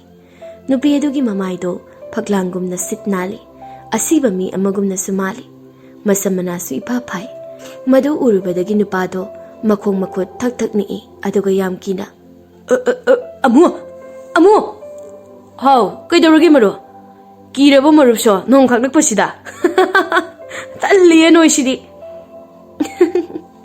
nokningi yamda masigi no bisu yam higali kan chadana irang yam phabra bo hojiko wa yam nganing de amaduna sidi kamai tawne mui ni nga sai cycle kan thoraga chakrido si oira aibu amuda haibu yar magi maning da toli binu pise but malena biri thake biri jo meke so atte yaram de dana ide amu nangondagi biri ge meke ka amta pirakero tanja jida biri mu thani na malene se maro yaudi moi ni da loini yaukre ne yaudi haba adudi hekta hayubana panida amu se nangi maning da tongli binu pido nupi natiye but ne but kari hari na tadi nang hari do ho nangi cycle maning da tongli binu pido but ne haiba but kari gino cycle se so ken chen resibo ima hoi ma ai la hoi ma ai ki mi nupi sigi mama ai ji ma ha ai gi maning da tongli binu pise but ne ba nupi do yam sauna chere aduga amusu kapai taning di no ini gi wado kapagano nang se taning di ima ayam wari ima baba ayam wari nasayam wari ima amu swai lawi yam ki basu phawraklami aduna cycle do kanna thawna na bo hotnai adabu chendi khamge so mu tawi adabu khamsu yaramde nupi dudi amu gi cycle maning dagi kap tuna penalen khalai penalen bagi makhola do yamna akiba masu phawrami mamana badudi kiman bana labuklom na lawduna thawthakre amu su kiman badagi cycle dagi on thakre nupi dudi penalen duna kappa hen kalakle nupi duna kappaga penalen bagi khonjendo anakpada lairiba khunja sing loina tarami aduna khunja sing kibana thak niknarami amugi mamadi mangonda kaptuna tengthaba hawraklami asumna nongan bagadi khullekai gi mi yauna amuga nupa amaga thiba toknarakli lemasu moi ani ta thiba yaurami khogi ahal to mana moi ani khaktarane adai kana chamina khige nipa mana khangde ne mama moi ani madi hausi phaba gyan ta dana chora paro lolaga lehowe amuk su wakhal tai moi amana haibada amuga moi ani di pena khongbi but nupi do cycle maning da hapaga la khawi na swa khangde da kari no yam hayo mama ha kari ba pena khongbi but nupi da natra di moi bo cycle maning da hapna na bu nupi amata leitre hai bro tawni ahal lamana haiba wada yamna tingkhet lai khet ba phatta ba anga ngak ne ba kono no sina ipa pa kai kan chelak li sina mi mana moi amadi labuk te leiba nga gi komda makok nim chilaga lehore sibra changbra su khangde aduga amudi thiba ju phobo khangde ahal mana amu karieba sibra changbra khangdre ba mau amana engli maleda aduga marol mari gyan di tadriye amugi mamana aigi chadu mayam amukta phangna thibiyo hoi magi amu isabu karai de leige imana nangbu chatkino dana haiba natro amu amugi mapana ipagi amu ipana kauri base tarbadi hau ipa haidan amukta khumla une nangbo amu ahal mangina taning deda Nasa senagada bamatamdana, yu taktana, ngaudana, maulumdana le. Aduga hojikta patanungda thokla kansidana kapsinnadana. Taningde kapakanune. Kapkeshune, noi amang chengda changna kapusu chalo. Amugi mapado kapakanglep lepaga. Ha, mama. Mising karana somda. Amu lere, amu phangle. Mi amana. Karai no, karomdano, karai waidano. Amana amu. Waraktani warakta, thang yaunara pramaya. Thang painero, wasa se, kakthata yaroi. Sanaibigi warakni. Ahal amana. Sanaibigi warakni ne. Wasana krik krik inabasida, matau karamna mana, mirang dono thelam libano ne se. Adusu mayai sida. Mamaduna. Imagi ibungo, kaino nang natauram libasibo. Amu, imadi kari oirasige. Mising duna. Hai, amugi mama se, kainom tawkrin hey, nupi mayam ongta sangune noibo. Mapana. Mapa phataba ai hana sidadana, icha phataba hana sirabako. Atho na nungai khidre dako. Isa nupasu amuba ma kakla yaujari basi. Khulgi mising duna waraktagi amudo yang wana lauthorei. Amu maya launa karaga mami chongthokduna phibam kaina sirama maong adu ubada khulgi mising ado kibana thaktak niknarami.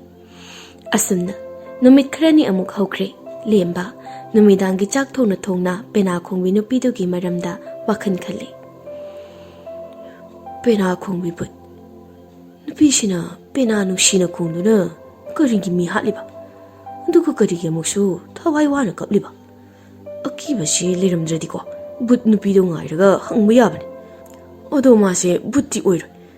Pendaba ningamdraba nupi amagi thawai oidoi. Lemba nangbu saksangda chak thongna thongna unglidubu nati nangbu nupiga koirabrani he. Koibu koirabadi phare. Adubune chak to hana sudanabu hono. Soiradine horen ima chaba yotpa yaroi ko. Ima pena khongbi thawai do. Akhoi yumdaga changngladi akhoi kamai tawni ima. Karino lema nangna nganglibadubo. Ima na wa ama hai nangna ama oina khumli. Adugane nangna hariba wado imungda palhaide ko.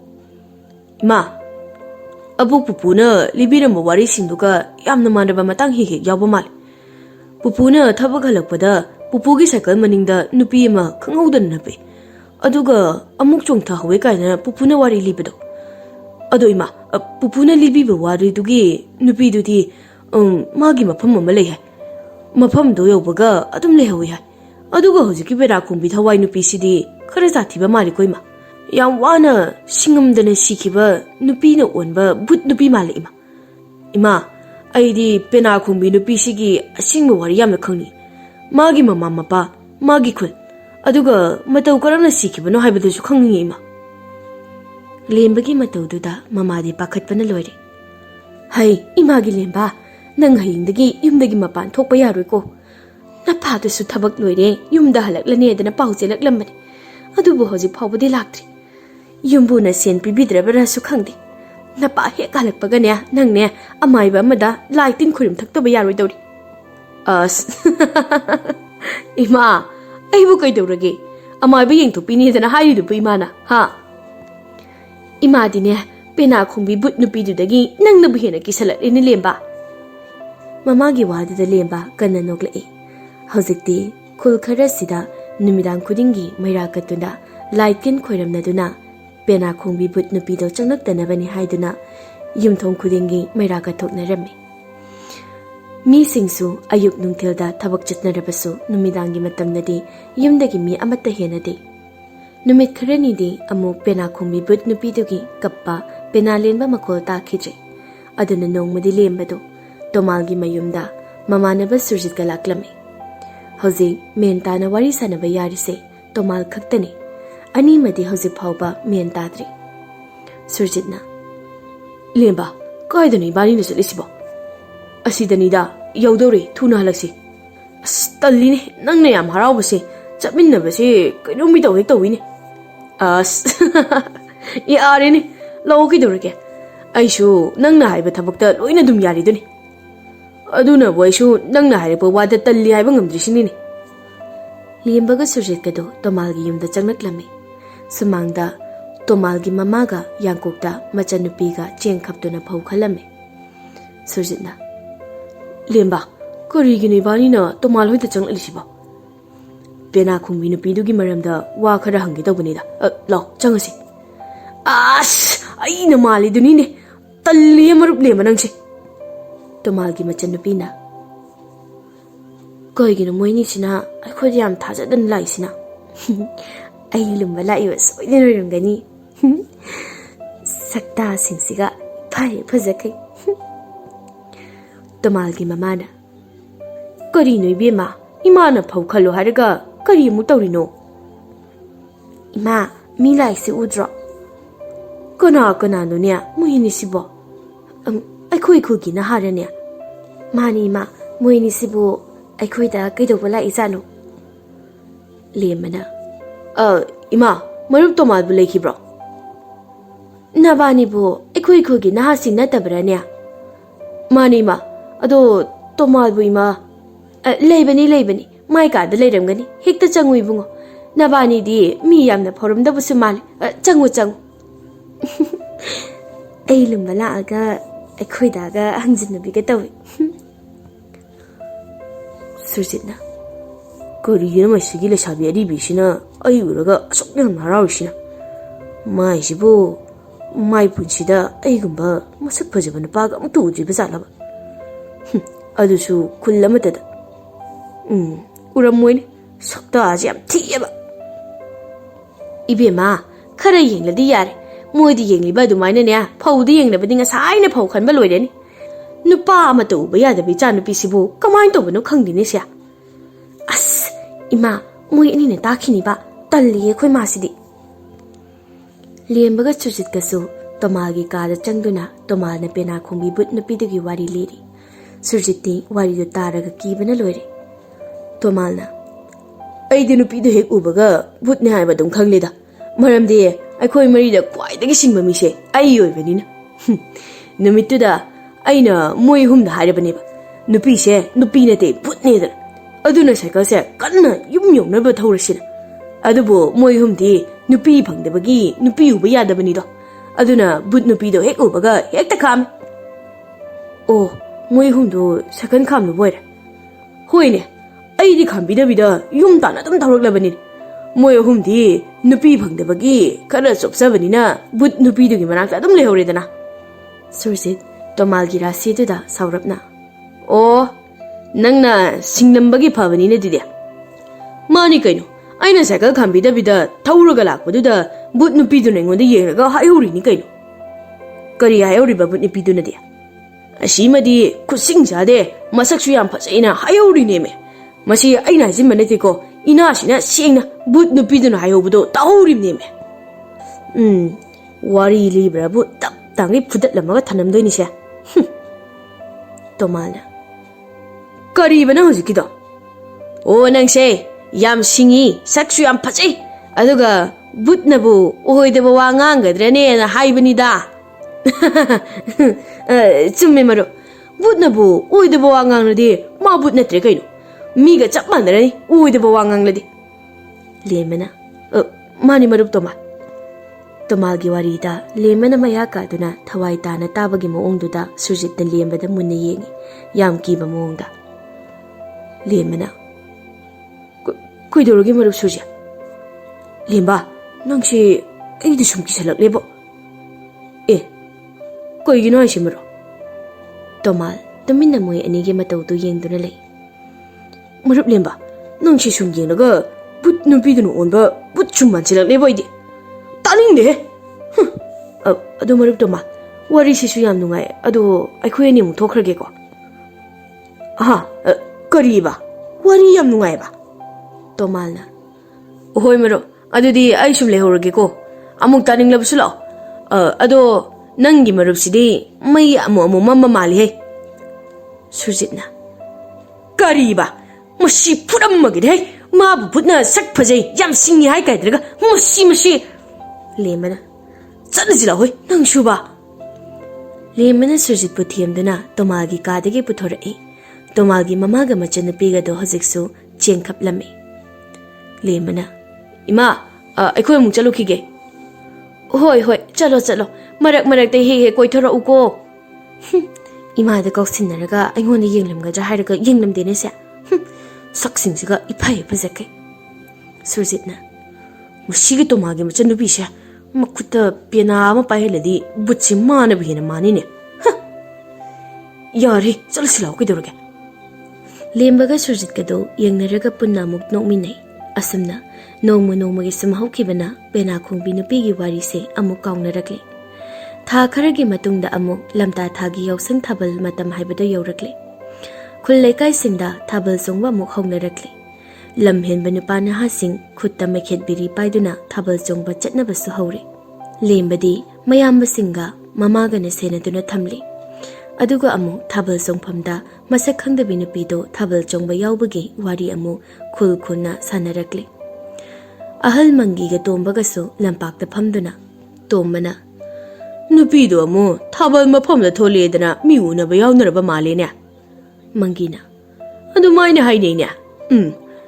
Nupiduna sumaina mathi he phonglisei lamta thagi yausang matamda ngaktu oigaligo.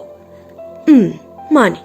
Aduna nupa naha singsei thabal chongba yamna pambrebo chahi ama anigi mamangda thokiba thodok singdo amuk thuknaba yawnani ko. Ado marup tomba paw si tanabadagi khulgi ahalaman singna thabal chongba thingba mu haunaraba malene. Thingmana su paida hojiki oiraba phibam sidadi. Mani mangi thingkibana pai.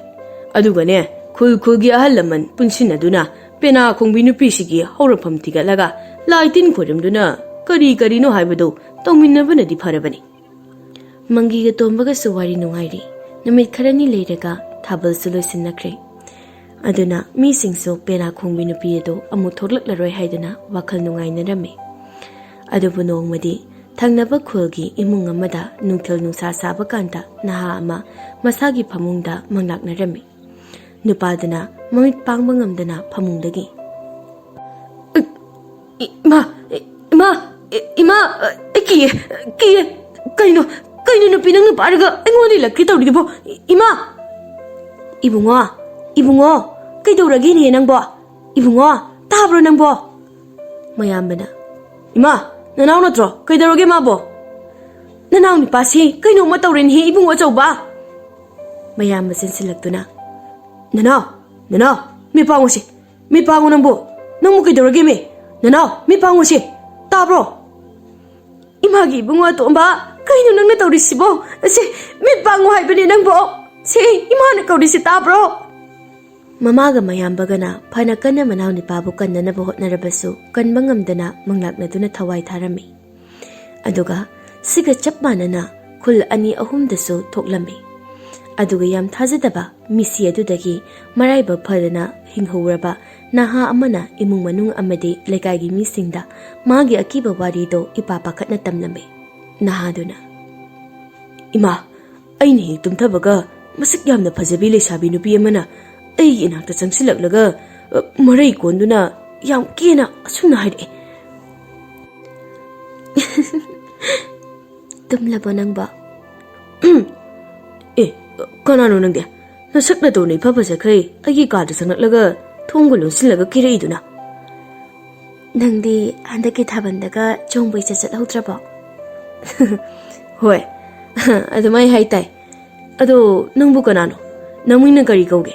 Aduga nangna paridubu kaino aingoda pinabra. Oh, siro penani ado ai pena lengi jagoi sagi nang tawko. Aidi pena lenba jagoi sabase kanamatana tabidri yingbidreba ado nangdi tawko. Noigumba nupi angang da khara chopa nupase aidi thiraga aigi pena makhol aigi jagoi se yam yenghaningeba. Karino ni mai mongsiba. Masak asuk phajabi mana asuk kena haibabu hoida tathokede. Hoine nangna bo hairadi aidi yareni. Nupidu yam harauna. Nupidu na pena lenduna jagoi sabado nahaduna yam nungaina munna nupidu da yenglami. Aduga amuk amuksu nupidu gi saktamdo akiba saktamsu amuk olaklami. Aduga pena lenbagi makholdusu aduki mate akiba horaklame. Yar, nangi pena do, ungte lepo. Nangi pena gi makholdo, ayam kireba. Yam na kiya bane, jagoi kado imang je sabiro no yar. Nang chakro, tuna, nang chakro salo. Ima, Baba, nupi se kana do, tanto ko se. As, nakunga kaidure. Mit ka sung to kadore ima. As, sem da khamo ima. Nupi duna yam sauna. Aigi pena gi makholbu taning de haiba. Aigi jagoi bu yening de haiba. Adudi nang si chaw. Si chaw haibane. Si chawo. Kaino dubo, ai janing de haibane. Ima, Baba. Ahaldugi mapanda biri thakduna leiringai machaduna kaubado tabadagi thongnam khairaga machanupado kanbirame. Wari ase taraga ataba mising adu yamna kina yumda hanakhirame. Mau ani madi nahadugi wari sanaduna lambida thoraklame. Mau amana adu ichia handak siriba nupa singse afaba midi amata nateko. Mau lesabi uba yadaba nupida chopa ngaktaneba. Mau amana amo tapna nganghui mi mu takini. Asingmani ichia asimasu nupi uba yadabani midyeng na yengkase yam hainadabani haiba. Nang na haido chumbudi chummi. Mapasuni kaino nupi u yadabadi. Aduna amaromdadi yam phaida uktaba moisingse sijakinaba. Ohoiche adu isia asimadi hinghori adubu ma khradi wakhal taramanida. Asida su tadrabadine nupi ekhoi mayamna hik hat paiduni. Mau anido kanna nokminai aduga numitsidagi khulgi ahalaman singna laitin khoramduna yumda khoijele kham thaduna macha mawa singado mama oibi singna ngaksenarami. Nongmadi lembagi mamado masa yamna kanna ngamlaklamde. Lemana phana kanna mamado senarabasu mamagi pibamdo sum soksilakpadagi. Ima, ai amaiba kauruge. Ima nang ai ngairamuko. Kaurukinuda maina phasakisani. Noina padusu matam kharadi thabak chatpirurenu. Yumda leiro haibado hek yadadana chatki. Pabase thabak natana atei garimata mai mamita udrabane ma. Ayo ima.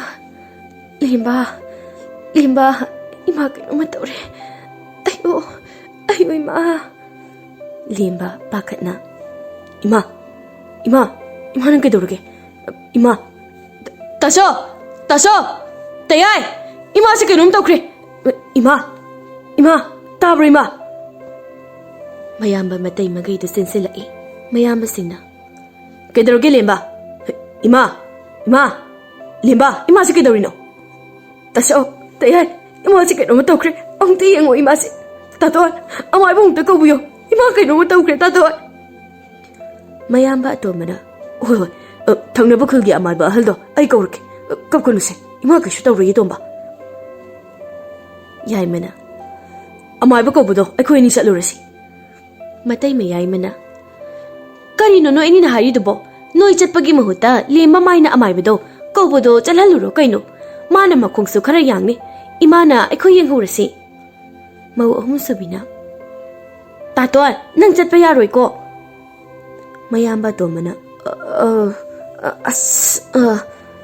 Mau ahum subina su. Bukaino. Chatpa yaroi ko. Chatpa yaroi haisini. Mayamba domaduna. Chatluye. Ai chatluye ba. Yare. Ai chatlurage. Adu tacho. Tayai. Tatoan. Imase phajana shatnabiramuko. Lemana chatuna amaibado laurui. Mayamba uhumdi mamagi manakta leirami aduga matayma uhumdi leiramde. Amaibana. Namari karaida leibunga. Mama, ima somna leir. Mama na iki mase. Phajana humti yengbiyu ko mama. Hoi, ai yenge. Noine kita handose. Amaibaduna mamado ngihak yenglaba matungda. Isasa sumdose. Mama ne yumda kharatuna halagane. Namasigi hidak langtak semluge. Hauzik yumda halaga semlabadi horel numidang wairam kadi loigani. Adubune noine hayeng ayukto nganno oina namagi hidak si lawbala uko. Hauzikiri mamane hidak ama semlaga piramge. Masi ising lumbu sabada haptuna namasi pithakpiro. Aduga potha haloko. Pakhat kanuda kaishu tawroi. ꯃꯌꯥꯝꯕꯁꯤꯡꯗꯨꯅ Mama na yaragadi imagi dakse khara thuna mama na simbi yaroidra. Adu oredi numit tadringaida ai loba lakchake. Mama na yaragadi khara thuna mukta hoine adubu nangnadi phadobani. Adu ibunga matamdi khara adum changani ko. Mama na budi thuna simbi na batawgeda. Adudi mama muk chatlagi ko. Ayuk nganna he hidak loba law. Chale ai chale ko. ꯂꯦꯝꯕꯅ Mama ai thindok chage. ꯂꯦꯝꯕꯅ ꯑꯃꯥꯏꯕꯗꯣ ꯊꯣꯡꯒꯥꯜ ꯐꯥꯎꯕ ꯊꯤꯟꯗꯣꯛꯄꯤꯔꯝꯃꯤ ꯑꯗꯨꯒ ꯑꯃꯨꯛ ꯃꯃꯥꯒꯤ ꯃꯅꯥꯛꯇ ꯆꯪꯂꯛꯇꯨꯅ ꯑꯃꯥꯏꯕꯅ ꯄꯤꯔꯝꯕ ꯍꯤꯗꯥꯛ ꯑꯗꯨ ꯁꯦꯝꯗꯨꯅ ꯃꯃꯥꯗ ꯄꯤꯊꯛꯇꯨꯅ ꯄꯣꯊꯥꯍꯜꯂꯤ ꯃꯌꯥꯝꯕꯁꯤꯡꯗꯨꯅ ꯂꯦꯝꯕ ꯑꯗꯨꯗꯤ ꯅꯪ ꯏꯃꯥꯒꯤ ꯃꯅꯥꯛꯇ ꯂꯩꯔꯨꯀꯣ ꯍꯣꯔꯦꯟ ꯏꯃꯥꯅ ꯃꯁꯥ ꯍꯦꯟꯅ ꯍꯦꯛ ꯉꯝꯁꯤꯜꯂꯛꯇ꯭ꯔꯗꯤ ꯍꯦꯛ ꯀꯧꯔꯛꯑꯣ ꯑꯩꯈꯣꯏꯁꯨꯅꯦ ꯊꯕꯛ ꯈꯔ ꯆꯠꯀꯗꯧꯕ ꯂꯩ ꯊꯨꯅꯕꯨꯗꯤ ꯍꯜꯂꯛꯀꯅꯤꯗ ꯃꯌꯥꯝꯕ ꯑꯇꯣꯝꯕꯅ ꯏꯃꯥ ꯀꯩꯁꯨ ꯇꯧꯔꯣꯏꯗ ꯑꯃꯥꯏꯕꯅ ꯀꯩꯁꯨ ꯇꯧꯔꯣꯏꯗꯅ ꯍꯥꯏꯔꯝꯂꯤꯕꯗꯨꯅꯤ ꯑꯗꯣ ꯅꯪꯅꯦ ꯏꯃꯥꯒꯤ ꯃꯅꯥꯛꯇꯒꯤ ꯍꯤꯟꯗꯣꯛꯀꯅꯨꯀꯣ ꯂꯦꯝꯕ ꯃꯌꯥꯝꯕ ꯑꯍꯨꯝꯗꯨ ꯆꯠꯈ꯭ꯔꯦ ꯂꯦꯝꯕꯁꯨ ꯃꯃꯥꯅ ꯇꯨꯝꯂꯤꯉꯩꯗ ꯌꯨꯝꯒꯤ ꯆꯥꯛ ꯏꯟꯁꯥꯡ ꯂꯣꯏꯁꯤꯟꯗꯨꯅ ꯃꯃꯥꯒꯤ ꯃꯅꯥꯛꯇ ꯑꯃꯨꯛ ꯐꯝꯗꯨꯅ ꯃꯃꯥꯕꯨ ꯁꯦꯟꯅꯔꯝꯃꯤ ꯅꯨꯡꯊꯤꯜꯒꯤ ꯃꯇꯝꯅꯤ ꯃꯃꯥꯗꯣ ꯑꯃꯨꯛ ꯊꯔꯣ ꯃꯥꯔꯣ ꯑꯣꯟꯗꯨꯅ ꯅꯥꯍꯦꯕꯗꯣ ꯑꯃꯨꯛ ꯍꯧꯔꯛꯂꯝꯃꯤ ꯂꯦꯝꯕ ꯃꯃꯥꯒꯤ ꯃꯇꯧ ꯑꯗꯨꯗ ꯄꯥꯈꯠꯄꯅ ꯂꯣꯏꯔꯦ ꯏꯃꯥ ꯀꯩꯗꯧꯔꯒꯦ ꯇꯥꯆꯧ ꯇꯌꯥꯏ ꯇꯥꯇꯣꯟ ꯏꯃꯥ ꯑꯃꯨꯛ ꯀꯩꯅꯣꯝꯃ ꯇꯧꯈ꯭ꯔꯦ ꯏꯃꯥ ꯀꯩꯗꯧꯔꯒꯦ ꯏꯇꯩꯃ ꯇꯥꯆꯧ ꯅꯣꯏ ꯀꯅꯥꯝꯇ ꯂꯩꯇ꯭ꯔꯕ꯭ꯔꯣ ꯏꯃꯥ ꯀꯩꯅꯣꯝꯃ ꯇꯧꯔꯦ ꯑꯝꯇ ꯂꯥꯛꯑꯣꯃꯤ ꯏꯃꯥ ꯇꯥꯕ꯭ꯔꯣ ꯏꯃꯥ ꯃꯇꯩꯃ ꯑꯍꯜꯅ ꯑꯃꯨꯛ ꯀꯩꯗꯧꯔꯖꯥꯠꯅꯣ ꯑꯃꯥꯏꯕꯅ ꯀꯩꯁꯨ ꯇꯧꯔꯣꯏꯗꯅ ꯍꯥꯏꯔꯝꯂꯦ ꯍꯥꯏꯔꯒ ꯑꯃꯨꯛ ꯄꯪꯀꯧꯗ ꯀꯧꯔꯛꯏꯁꯤꯕꯣ ꯃꯇꯩꯃ ꯑꯇꯣꯝꯕꯤꯅ ꯂꯦꯝꯕ ꯅꯪꯒꯤ ꯅꯇꯧꯗꯨꯅ ꯍꯦꯟꯅꯕꯨ ꯀꯤꯈ꯭ꯔꯦꯅꯦꯍꯦ ꯅꯣꯏ ꯇꯥꯇꯣꯟꯗꯨꯁꯨ ꯍꯜꯂꯛꯑꯗꯤ ꯐꯗꯧꯅꯤ ꯃꯇꯩꯃ ꯌꯥꯏꯃꯅ ꯂꯦꯝꯕ ꯏꯃꯥꯗꯣ ꯀꯩꯁꯨ ꯇꯧꯔꯣꯏ ꯅꯪꯒꯤ ꯈꯨꯀꯧ ꯂꯥꯀꯧꯗꯨꯅ ꯍꯦꯟꯅ ꯀꯤꯍꯜꯂꯦ ꯃꯤꯅ ꯇꯥꯔꯗꯤ ꯏꯃꯥꯗꯣ ꯁꯤꯔꯕꯣꯏ ꯈꯟꯈ꯭ꯔꯅꯤꯌꯦ ꯏꯇꯩꯃ ꯇꯥꯆꯧꯒ ꯇꯌꯥꯏꯒꯗꯣ ꯑꯃꯥꯏꯕ ꯑꯃꯨꯛꯇ ꯀꯧꯕꯤꯔꯁꯨ ꯍꯥꯏꯕꯤꯌꯨ ꯏꯃꯥꯁꯤ ꯌꯥꯝꯅ ꯋꯥꯔꯕ ꯃꯥꯜꯂꯦ 이마 그놈의 또 그래 이때마 이때마 야이마나 너희 때야이디 할락트리에 이세야 이때이디 할락하다이냐 마테마 할두나 할락트리해 하이빠 아무 사질락라노 렘바 너야ම්바도 할락가냐 이마기 문학다 짱할락라기고 낭나 까빠가 빵까우다 거보드나 포타봉가 강한지 마테마 도미나 아무 아호이바 아이디 파자나 좀 다루라바니 렘바기 마코시나가 tummaga loi kaire ahal ga yai magana adudi amuk tumluro kaino matai makhaido mai mai ka da changnakre lembade matai ma hum duki mawong matawduda mabugni yamna nungsirami aduga mamagi matawdo yengba ngamlaktabadagi tawfam lakpham khangdadana mapanda muk chenthorei adubu mayamba ahadudi mangonda biri ma chinglaga phamduna lerami tasho nangalabo aidi halapu kuirine ado imabu tumliba natro ado lemba nangne yam ka hena su pakhat kanuda imadu kishu tawroi ko lemba mapi ira chena tasho imadu ngasai adu maina muk tawraga leire tasho ayam pakale tasho na mai bedo muk to kobiro imagi matause ayam pakale tasho matai ma halna yaroi noi tasho se thabak chatlubagi wabana loirebane aduga thingsu thingli ngahak leiradi numit pu tarani itaimabu tasho se halaktrina haibadai kariya kanana hariba aina haibane nangna wana tumbaduda aina haudoktabani aduda aina lembada nayambado thabak chatki halaktri dana hairambani ha nangjidi bako ado lemba ayengdo ayuk nganane hidak to amaibadagi lawrusiko ima kaishu tawroida ꯑꯩꯈꯣꯏ ꯃꯌꯥꯝ ꯂꯩꯔꯤꯕꯁꯤꯗꯤ ꯅꯨꯄꯤ ꯆꯥꯛ ꯊꯣꯡꯅꯅꯕ ꯇꯧꯔꯣ ꯆꯥꯛ ꯉꯟꯅ ꯆꯥꯔꯒ ꯇꯨꯝꯁꯤ ꯍꯣꯏ ꯃꯣꯏ ꯃꯄꯥ ꯉꯥ ꯊꯣꯡꯒꯤ ꯉꯥ ꯆꯥꯁꯤ ꯉꯁꯤꯗꯤ ꯂꯦꯝꯕ ꯃꯇꯩꯃꯗ ꯁꯥꯎꯅ ꯌꯦꯡꯉꯤ ꯋꯥꯗ ꯉꯥꯡꯗꯦ ꯑꯗꯨꯒ ꯃꯄꯥꯒꯤ ꯁꯥꯏꯀꯜ ꯁꯪꯒꯣꯏꯗ ꯂꯩꯕ ꯑꯗꯨ ꯏꯟꯊꯣꯔꯛꯏ ꯑꯗꯨꯒ ꯑꯃꯥꯏꯕꯒꯤ ꯃꯌꯨꯝꯗ ꯊꯧꯔꯒ ꯆꯠꯈ꯭ꯔꯦ 이헤 ꯃꯌꯥꯝ ꯃꯩꯉꯣꯟꯗ ꯁꯥꯎꯔꯒ ꯆꯠꯈ꯭ꯔꯦꯅꯦ ꯁꯦ ꯈꯨꯏ ꯂꯦꯝꯕꯁꯦ ꯇꯥꯕ꯭ꯔꯥ ꯅꯨꯄꯤ야 ꯑꯩꯅꯦ ꯏꯃꯥꯒꯤ ꯃꯅꯥꯛꯇ ꯆꯪꯂꯨꯒꯦꯀꯣ ꯅꯪ ꯂꯩꯇ꯭ꯔꯗꯤ ꯃꯤꯁꯤꯡꯁꯦ ꯋꯥꯗꯧꯔꯤ ꯑꯗꯨꯅꯅꯦ ꯑꯩꯅ ꯅꯪꯁꯦ ꯏꯄꯥꯝꯗ ꯄꯨꯔꯒ ꯊꯝꯂꯒꯦꯅ ꯍꯥꯏꯔꯤꯁꯦ ꯑꯗꯨꯝ ꯀꯥꯟꯗ ꯇꯥꯆꯧ ꯇꯥꯆꯧ ꯍꯥꯏꯗꯅ ꯀꯅꯥꯅ ꯀꯧꯒꯦ ꯌꯦꯡꯒꯦꯕ ꯑꯗꯨꯒ ꯑꯩꯈꯣꯏꯅ ꯏꯄꯥꯝꯗꯅꯦ isa ahumsiga nungaina leithokluge lemba amaibagi thongal yauraktuna mama mama khoi magi hidak sembal loirabo ai hidak lobala ai mama ai ibungo nang oire adu nang di kana galak minage nathan taro ihe ai na hayeng ayu ngana la o haraga ibungo nang ne mamdringai sidane yam thuna yumda halawro hidak to hayeng ngana lobala uko chalo chalo mam khradine farak amuk tagani ba mama su ngasai dagi namagi hidak semlammi bani loibadane yam thengkhrani aduna nang hayeng ayukto nganni hek lauko natragane ai oina thilaklage hojikti nang yam thuna yumda hankhro imadu kashu tawro noina pangpada pakhatkanu ko mama imadu tharo maro onduna yawana kapturun khangobani aduna ai heng ayuk ngai bungam lo mama aina kashu tawro haraga adudine nang mango nang hak phamlo la mama ne yam thuna na magi dakto ngasi pithaknaba khara hana semlakke ko hoi ma yaragadi khara thuna sembiu ko mama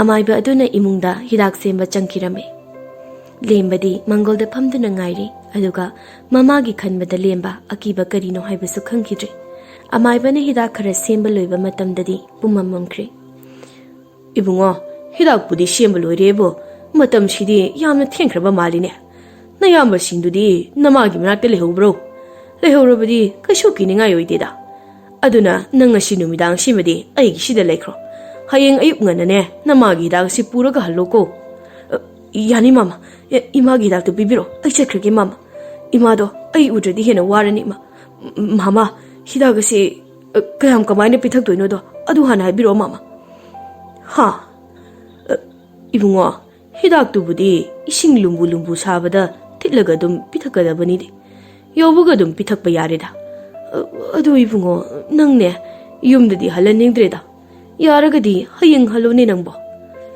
mama ai chatlage imado ngaiduna leramani adu mama hayeng eukto mama ne ekhoida mukta lakpiu ko mama ge awaman su pidribani amaibaduna lemba bu khambasu yadabadagi awaman dudi imana naba pharaga noina angamba khara pibaduna yareda adudi se namagi hidak se sida lere cheta hapu tahoni ko mu adugane maikesina khoijule kham chamlaga cycle mamang da thelo mulhan ba yade ko yare adudi yum yongna ba chalu koi bunga hoi mama chale ko mama lemba yum yongna ba cycle do kana thoduna chakki lemana cycle do kana thorakpada khoijule kham do tahorame aduga ngasi so thabal khara de dum phaba soirame lemana sum thorakpana lemba mamang de khang hoduna lemba gi cycle na nupi ama thomge tawrami aduga cycle do khamduna kanano thomge tawine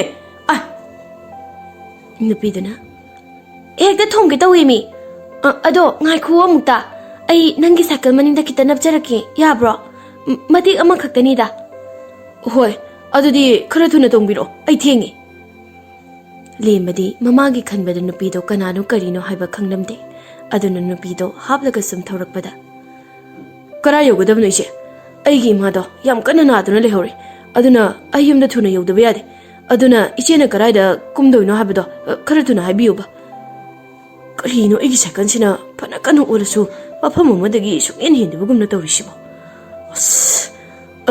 isebu kara yogadabno karigino mana sukun kumna trisina aigi cycle maninda tongniba nupise mayamna hainaba pena khongbi but haibado oiraba zatlane kari gumboiram labadi ai imaga mukhana unaba phangnarecha lemba mapi ira cheladuna kappa hore nupiduna masigi nupa simadi ategi man manade nangbu kari ming kauge lemba kawe lemba haiba adu lemba nangbu aise kanano haiba khangjabra aise kibrane aingonda amukta yengna udana lembagi masakse amukta yengzege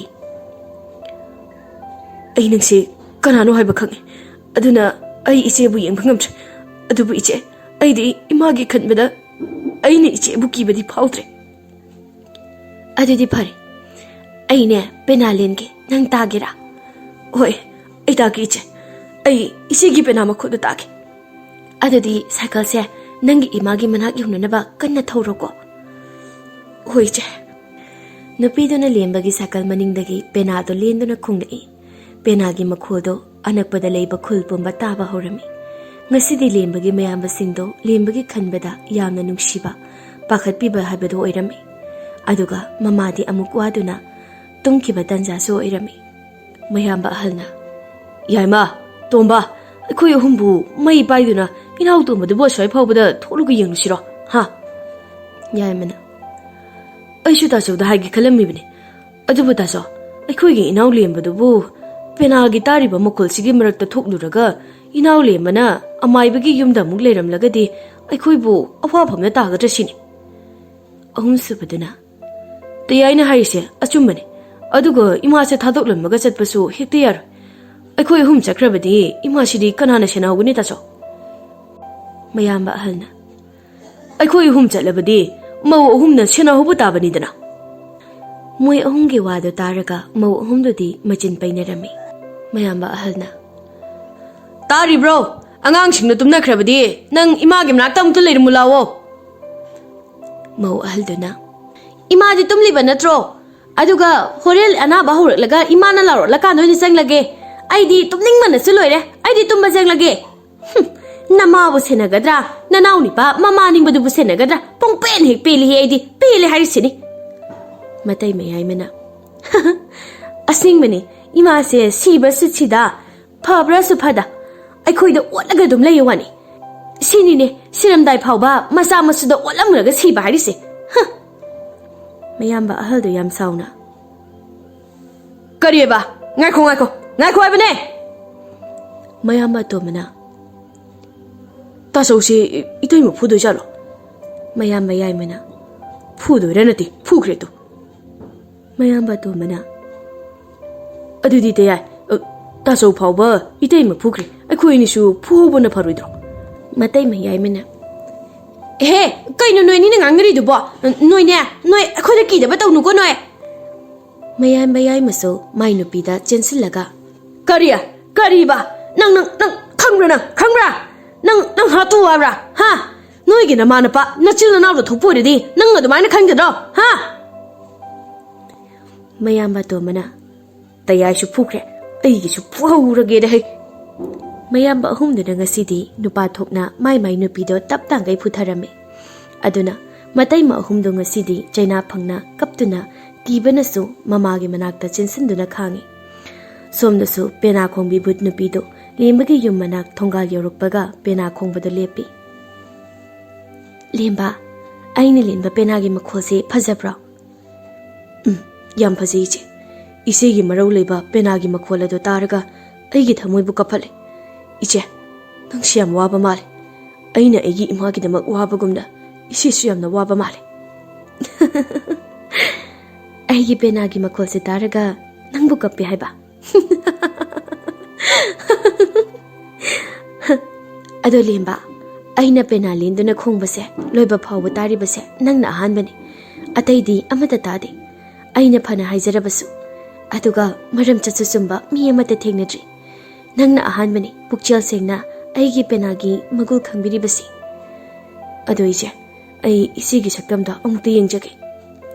Lembagi wadu tabada nupido kanna noklai aduga amu hik launa amu kappi. Lembana nupido yenglami adubu handakti nupido masagi asengba saktamda oina lembada uhallami.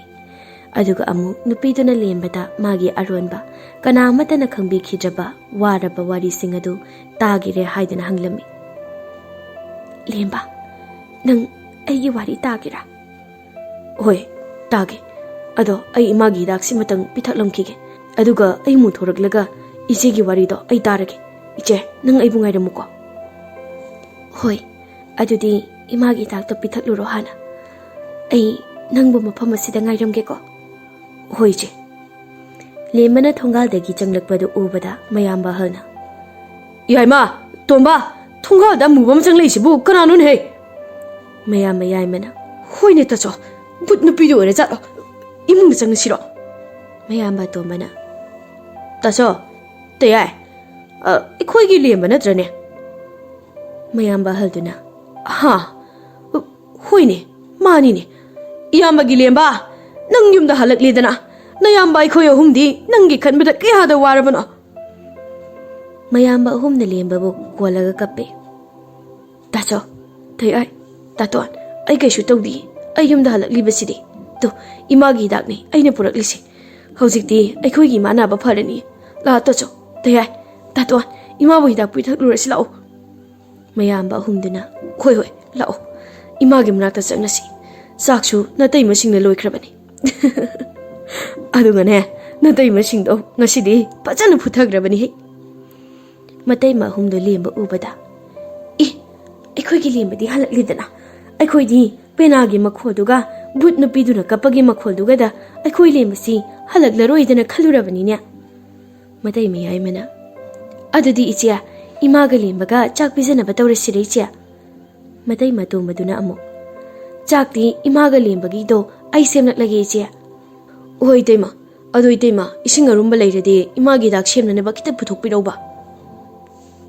mamado lembagi makhol tabada Imagi lemba. Hau ima, ai sida leye ima. Ado ima, ai chak ilakke ko. Aduga hidak taksi imana ba pharadobani. Hojikti imana ba pharanida. Isa imau noina sumaina puna imaga nakta leiba uba phangbase ai ima peling asidi. lembana mamado kolaga mukappe. Lemba, ima karisu tawroine. Kapkanusi. Imana ba phare ni nangbo. Isa sa imana ba phare ne. Noisu ima senabada waramlani. Chalo chalo. Pothajaruro. mayamba singduna Hoi ma, adudi lemba, nang imaga leminaro ko. Horel imagi masa hek nuwairaktradi hekta kawrau ko. matai masingduna Ima, potharo ko. Kaisu tawroida. Imagi damakta aykhoy mayam leirisidi. mayamba matai masingdo mai kada changnakri. Lemba, ima ngahakta pothage.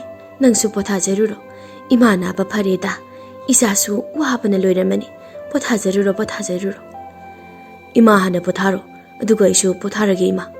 Seima, saksi saraga ima hana potharo. Hoi. lembana mamabu chak pijaraba matung hidaga muk sembiduna pithaklami. aduga mamabu tumba ngaidun lei. mamane hektum thakibaga lembana mamagi phaisu supiramlaga thong tapna hanglaga lemba mapana thorai. aduga lemba pena khongbi but nupi duga hainakeba mafam aduda lakle. pena khongbi nupi adudi hainakeba mafam aduda jagoi saduna isei saktuna leirami. pena khongbi nupi adusu lemba lakpo ubada jagoi sabado leptuna lemba bu ngaiduna muk lei. Lemba, nang lakti laidana.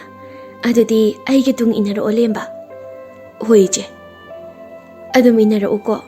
Nang bu kibrane. Kidi je. Adudi lao ko aige tung dadum. pena khongbi but nupi aduna lemba bu lamhangda hoba chawraba hinok pami makhong tamna puraklami. Ho lemba, nang bu imagi hitak pithaklamlabro. Hoi je. Ima bu chaksu inbiramle. Hidaksu pithaklamlaga imado nungaina tumhalamle.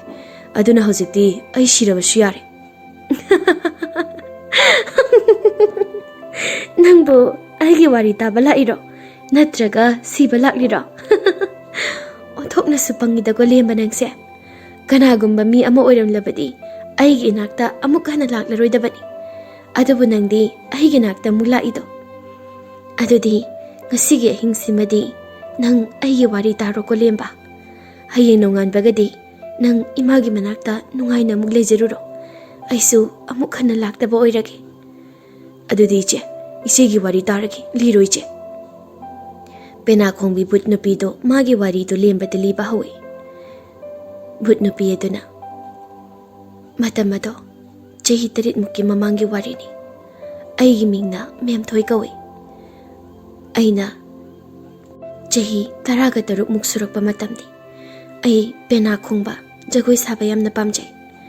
adubu aigi ipa ima lairabo ibana aigi apambado tunghanbadi ngamlamde. aduga aigi khul lekai aduda aibu yamna nungsijaba momo chako bu nupa amsu leirami. ainasu mabu yamna nungsi ꯑꯩꯅ ꯃꯥꯕꯨ ꯅꯨꯡꯁꯤꯔꯕꯁꯨ ꯅꯣꯡꯃꯇ ꯑꯩꯒꯤ ꯅꯨꯡꯁꯤꯕꯁꯦ ꯃꯉꯣꯟꯗ ꯎꯠꯈꯤꯗꯦ, ꯈꯪꯁꯨ ꯈꯪꯍꯟꯈꯤꯗꯦ꯫ ꯅꯨꯃꯤꯠ ꯑꯗꯣ ꯏꯃꯥ ꯆꯥꯛ ꯊꯣꯡꯂꯤ꯫ ꯑꯩꯅ ꯏꯃꯥꯗ ꯌꯥꯝꯅ ꯀꯦꯖꯅ ꯏꯃꯥ ꯏꯃꯥ ꯍꯥꯏꯗꯨꯅ ꯀꯧꯔꯝꯃꯤ꯫ ꯃꯃꯥꯅ, ꯍꯥꯏ ꯀꯔꯤꯃꯨꯛ ꯇꯧꯔꯒꯦ ꯃꯦꯝꯊꯣꯏ ꯅꯪꯕꯣ? ꯏꯃꯥ ꯆꯥꯛ ꯊꯣꯡꯐꯝꯒ ꯈꯪꯗ꯭ꯔꯦꯃꯤ ꯅꯪꯕꯣ꯫ ꯏꯃꯥ, ꯑꯩ ꯄꯦꯅꯥ ꯈꯣꯡꯕ ꯇꯝꯒꯦꯗ, ꯖꯒꯣꯏ ꯁꯥꯕꯁꯨ, ꯑꯗꯨꯒ ꯏꯁꯩꯁꯨ꯫ ꯏꯃꯥ ꯀꯣꯕ꯫ ꯃꯦꯝꯊꯣꯏ, ꯅꯪꯁꯤꯗꯤꯅꯦ ꯑꯉꯥꯡ ꯃꯆꯥꯒ ꯆꯞ ꯍꯦꯛ ꯃꯥꯟꯅꯩꯗꯀꯣ꯫ ꯆꯠꯂꯣ ꯅꯄꯥꯗ ꯍꯥꯏꯔꯨꯆꯣ, ꯏꯃꯥꯅꯦ ꯆꯥꯛ ꯑꯃꯨꯛꯇ ꯂꯣꯏꯁꯤꯟꯒꯦ꯫ ꯇꯨ ꯅꯄꯥꯁꯨ ꯂꯥꯛꯑꯦ ꯇꯨ꯫ ꯃꯄꯥꯅ, ꯏꯄꯥꯒꯤ ꯏꯆꯥ ꯊꯣꯏ, ꯀꯩꯗꯧꯔꯒꯦꯅꯦ ꯅꯪꯅ ꯅꯃꯥꯗ ꯑꯃꯨꯛ ꯀꯦꯔꯤꯗꯨꯕꯣ? ꯍꯣ ꯃꯣꯏ ꯃꯄꯥꯅ ꯏꯆꯥ ꯊꯣꯏꯗꯅꯅꯦ ꯂꯨꯅ ꯇꯧꯃꯟꯗꯅꯅꯦ ꯅꯣꯡꯃ ꯅꯣꯡꯃꯒꯤ ꯑꯉꯥꯡ ꯃꯆꯥꯗꯧꯅ ꯀꯦꯕ ꯁꯨꯝ ꯍꯦꯟꯒꯠꯂꯛꯂꯦ꯫ ꯑꯩꯒꯤ ꯏꯆꯥ ꯊꯣꯏꯁꯦ ꯑꯉꯥꯡꯅꯤꯅꯦ ꯃꯃꯥ, ꯃꯥꯅ ꯑꯩꯈꯣꯏꯗ ꯀꯦꯗꯅ ꯀꯅꯥꯗ ꯀꯦꯔꯨꯗꯣꯔꯤꯕꯅꯣ ꯍꯥ? ꯃꯥꯅꯤ, ꯄꯥꯕꯅ ꯍꯥꯏꯕ ꯆꯨꯝꯃꯤꯇꯣ꯫ ꯏꯁ ꯍꯔꯥꯎꯔꯤꯕ?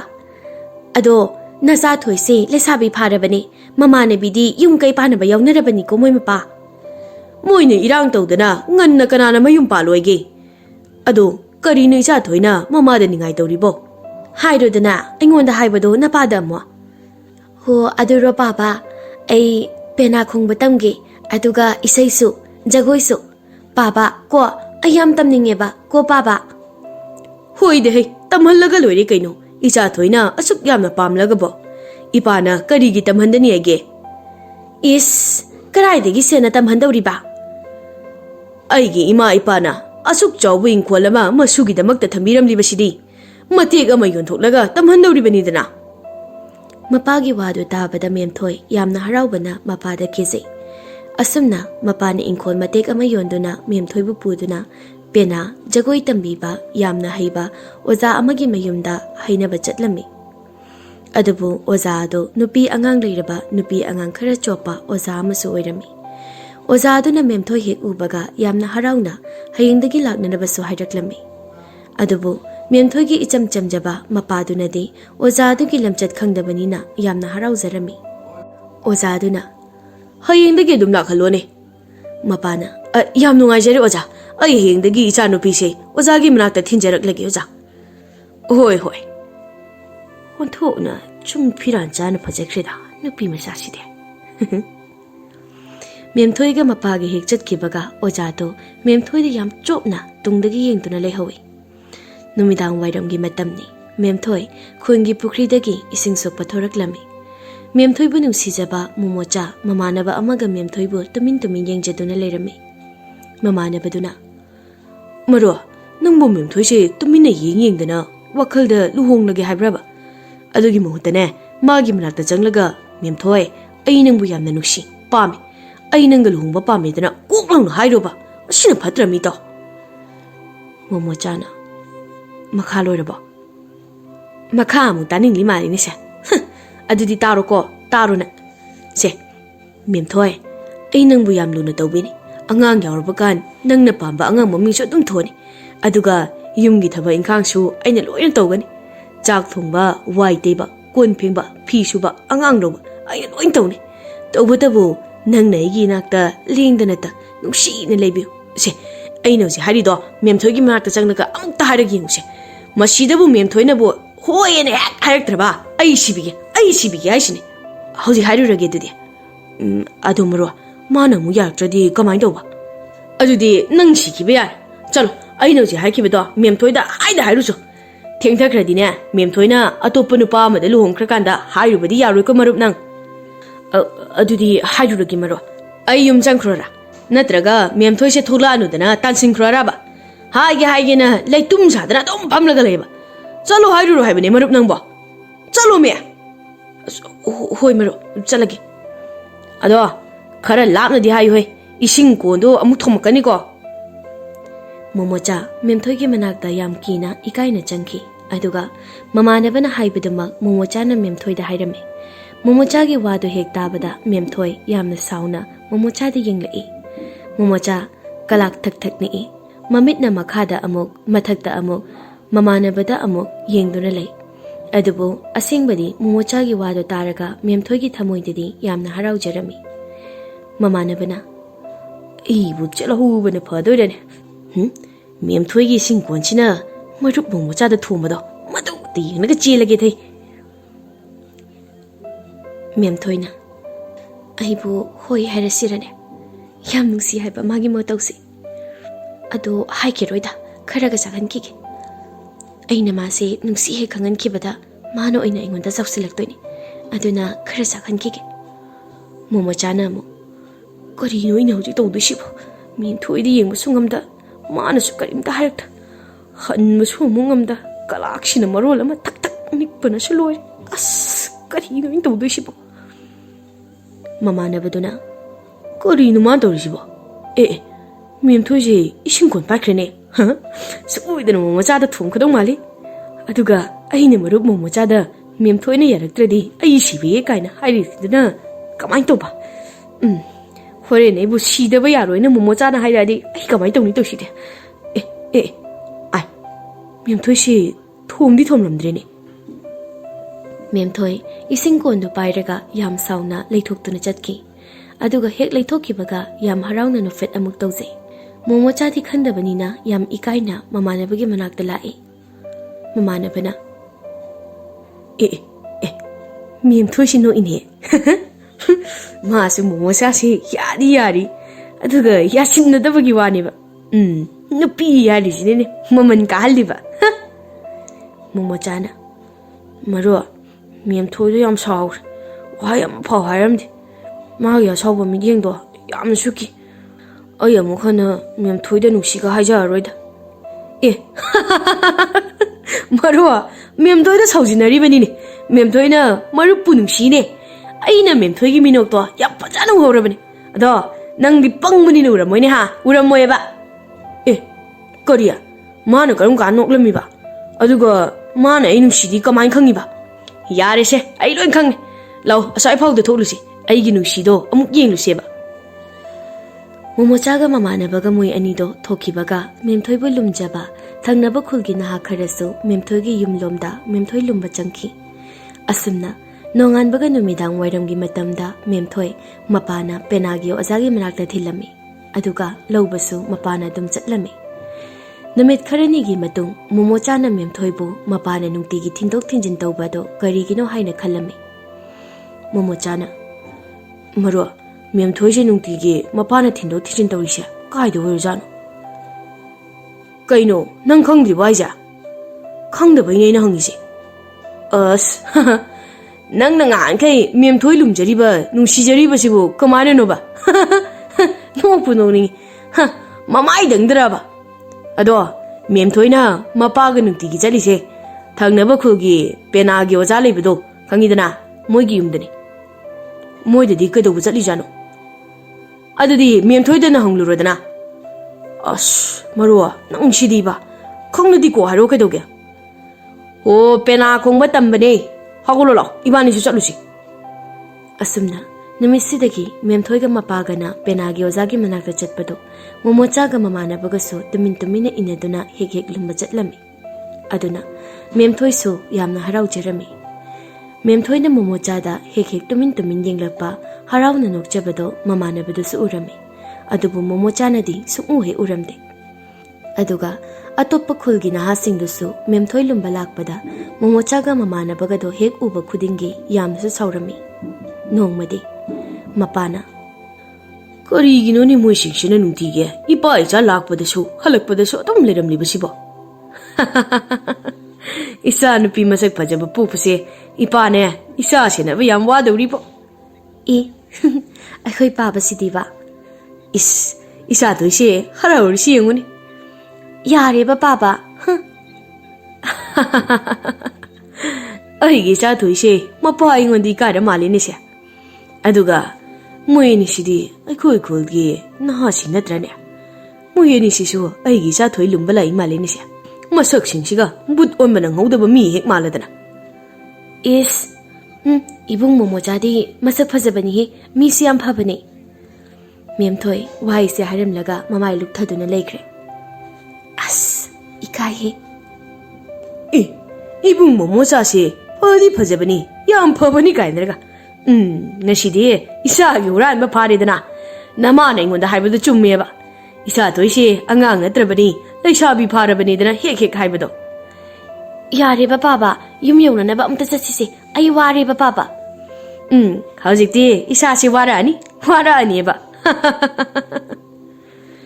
asumna nongma sum hokibana lamtagi yausang thabal matam yoraklame memthoi gi mapaso masa yamna kanna ngamdabana memthoi mathanta penagi ozagi manakta hek chatlami mapaga mamaga nadi mapana ba phaljiba phawbadi chatna basu hairami adu memthoi gi mamaga mapaga su memthoi thawai yaujabaga momochana hek senabi baduna mapaga mamaga su memthoi da kari su haidre mamana bana marup momocha nangsu memthoi ga punna pena khongbi tamludra adu oiradi noi adi adum chapminarani hansu halakminarani aishu pothaba phangnani dra sakta asiga nangbo iga tinabase yam warabo ha nangi wakhal lana mu khanjan bibado amuk tawrani adumaro adagi nupa kharse nungti gi memthoi lumbalaise nang karimata sauningba phawdro aidi ba memthoi je moina oina puraga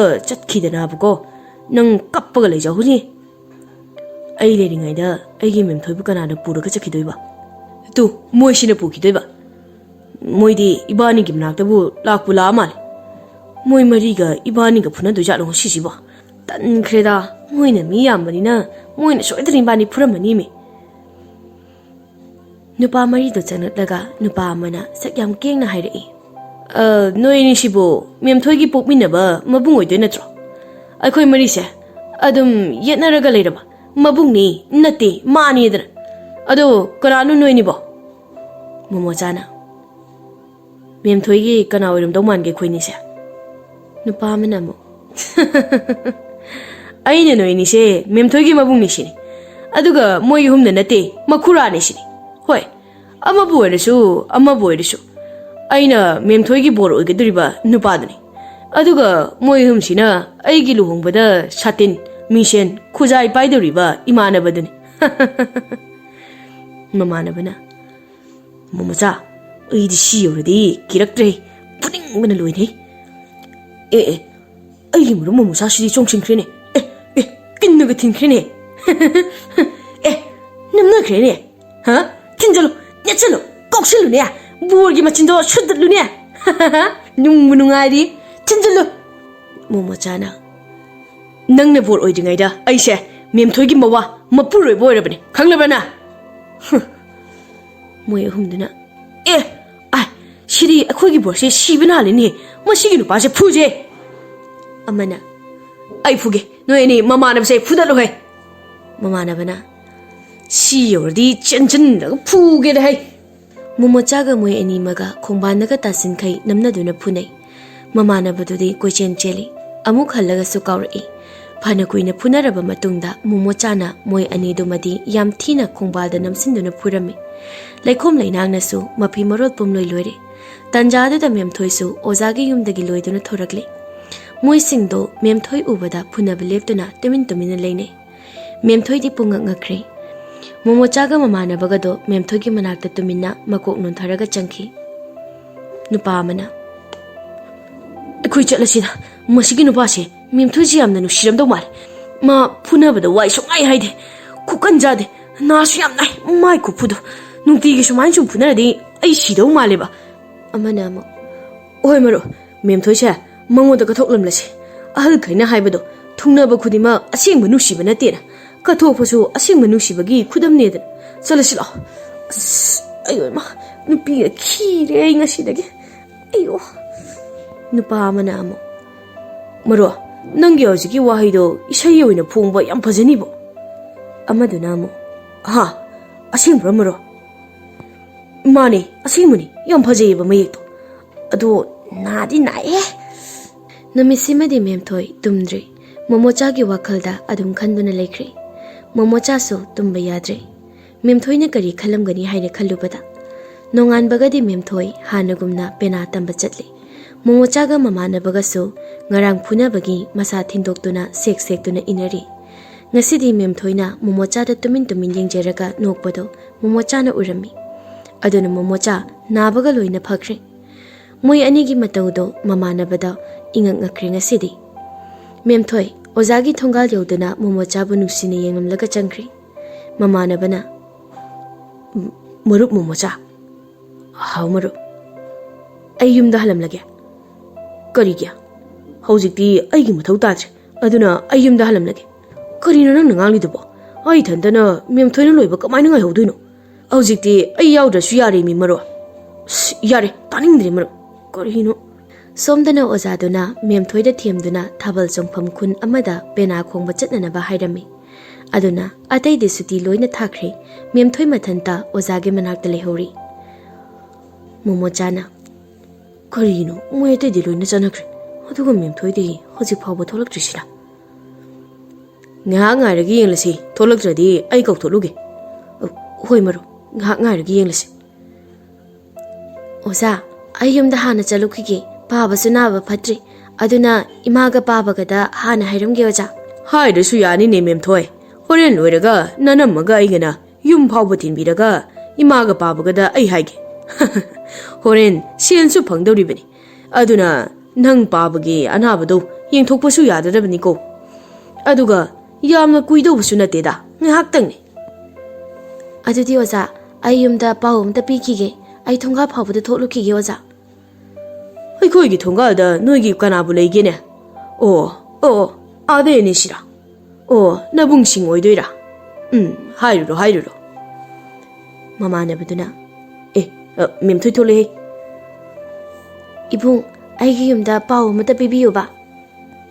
Momochana Koi pawno Memthoi. Memthoi na Momochada yumda hayodana paw tamlami aduga. Ibung hayingdi ahibungda wa mayam ama haidokba leiko. Mamanabaduna Ish hayeng ngaibada mi wadauba amadi aigi nakta leire. Ado koigino moyajasina ekhuinida sukyam sauragi yenglamsina. Masaksiga aradi pena gyojabu mandine. Mukna gyojabu maline msya. Momocha nasu hoine masakshi kanomi tawtawtro nupi ngangda yamna sukamdobu mandro. Ado ibani halasi Memthoi gi yumda pawse hairurasi.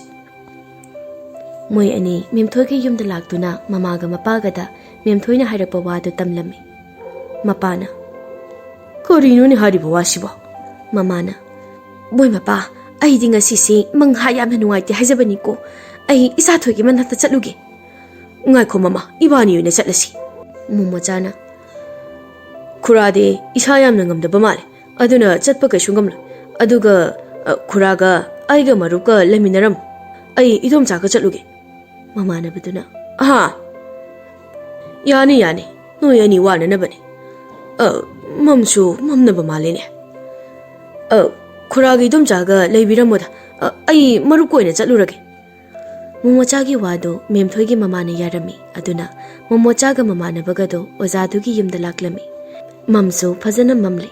Somdana ozadugi mataudo magi nupina yamna saurami aduna Memthoi su yamna hainadaba haibadu oirami. Memthoi ibani hana chatlamasi nanamaga angangadine kona lakcharasani thabal hawkidore lao. Hoi oza. Asumna yamna tanna kisu kina ozaduga thoklakpada Momochaga mamanabaduga lakpaga thongalda punna thengnarami. Memthoi Momocha ubada kiba pumba kauduna haraujarami. Ozadudi sauningbana loire. Momochaga mamanabadugana Memthoi gi matungda inaduna chatli. Ozadudi latenduga penaduga sauna Memthoi puduna chatli. Thabal mapam yobaga ozaga Memthoiga thabal manungda changkre. Momochadi Memthoi bu question senaduna leiri. Thabal mayai chalakle misu yamna yamba matamni. Momochaga punakiba nahamari duga Momochaga su amuk thengnarami. Somdana ozaduna Memthoi gi nakongda karigumba wa khara haikibagumna tawi. Aduga mi achinma marakduda Momochaga unaba phangdana thoki. Momosa su nahamari duna phaduna thambana Memthoi karaida leikrage haiba ukhidre. Ozana La one Memthoi thiengline nabungani disu mayumda hankraba male aduna aina oina nang yumda thiladoini ne aigi yumda hana changdaba yaroi tori oza ibani khakta handoiro hoine kaidorage kibra nangbo oza yauribasidi karida kidoribano lao lao halasi ibung momocha dabu karaida laikhrazano as ayam pakale ibung nang karaida laige aibu senabiru lao somdadi momocha ga mamanabagado moi mariduna mi kharaga nektuna lampak machi amada yam thina phunarami momocha yam thina su soklami somdana amok ozaduna pairiba latendo muthatkre memthoina kaigino ozana mai muthatlidubo mai thalo oza mai do thalo haibane hoine thangeni memthoi nangba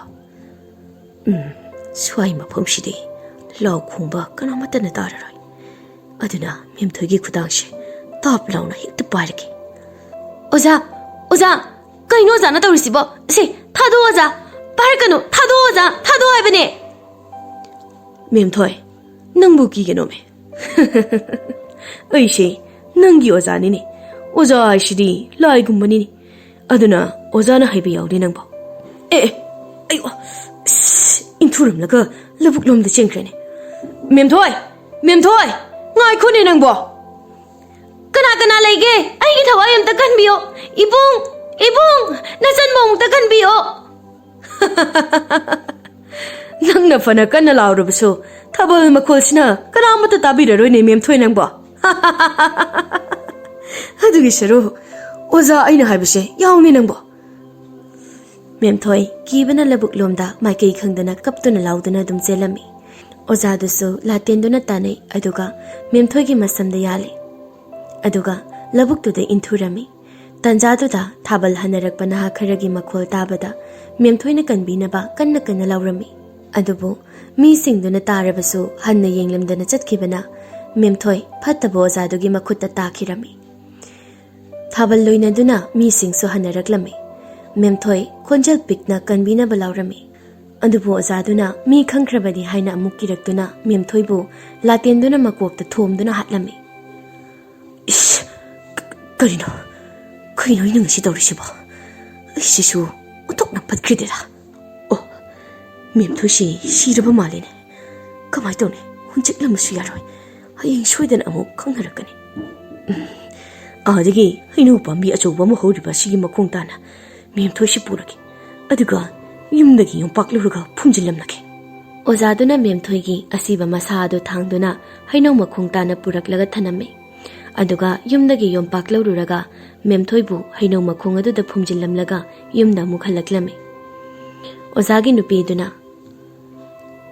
karai deino mana yompak puraga halaisina aidi masing asaini yumda hankrabra na khaluraga moi mapabu karomdagino yompak pairaga halaisibo aduga memthoi na karai de lehuraba is khangi mangosida musuk emuge aina haise hanam ta khumbiro yompak tuna karai dagino karigino memthoi tuna karai de lehurage mya memthoi budi moi khungi mabung ani duga ngasai na hankreda mabungla nusinari ra su khangde mit na bana mungtoiba mama memthoi se yam ingtap nu bai wani ko manungda di tinjang la bangani aina sauningdana aigi yumda amuk ana lakanu na swairam labani aduga yompak simudi thongal da taraga lerambadagi pusilakpani ado mama angani tumna khrabro mana ngangi ba wasibu thadi thaja kidreda ipuroi boirasu maram chachumda boi puroi bani la one changna si tumnura sine nangbo somdana memthoi gi mamaga mapaga do ngamda thongal da mainam paiduna memthoi halakpa ngairi aduga momocha ga mamana bagana wakal tarakpadadi lampaktu da mi amata leiramje momocha na maro nungalabo is ibani di khungbal matai sida kidobagi tumlamliba oh ei wakal tare ngasai moi mayamna phuraga thalumphoi tari bani si ayo as karai mafamdano asukana na reisina ayo ma sabum banai ni sidia ayo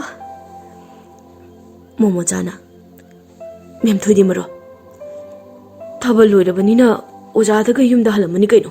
Lao, ibani su halasi. Nongan mana han kibatar. Lao salasi maro. Nong budi ngan daroba male. Adu maro.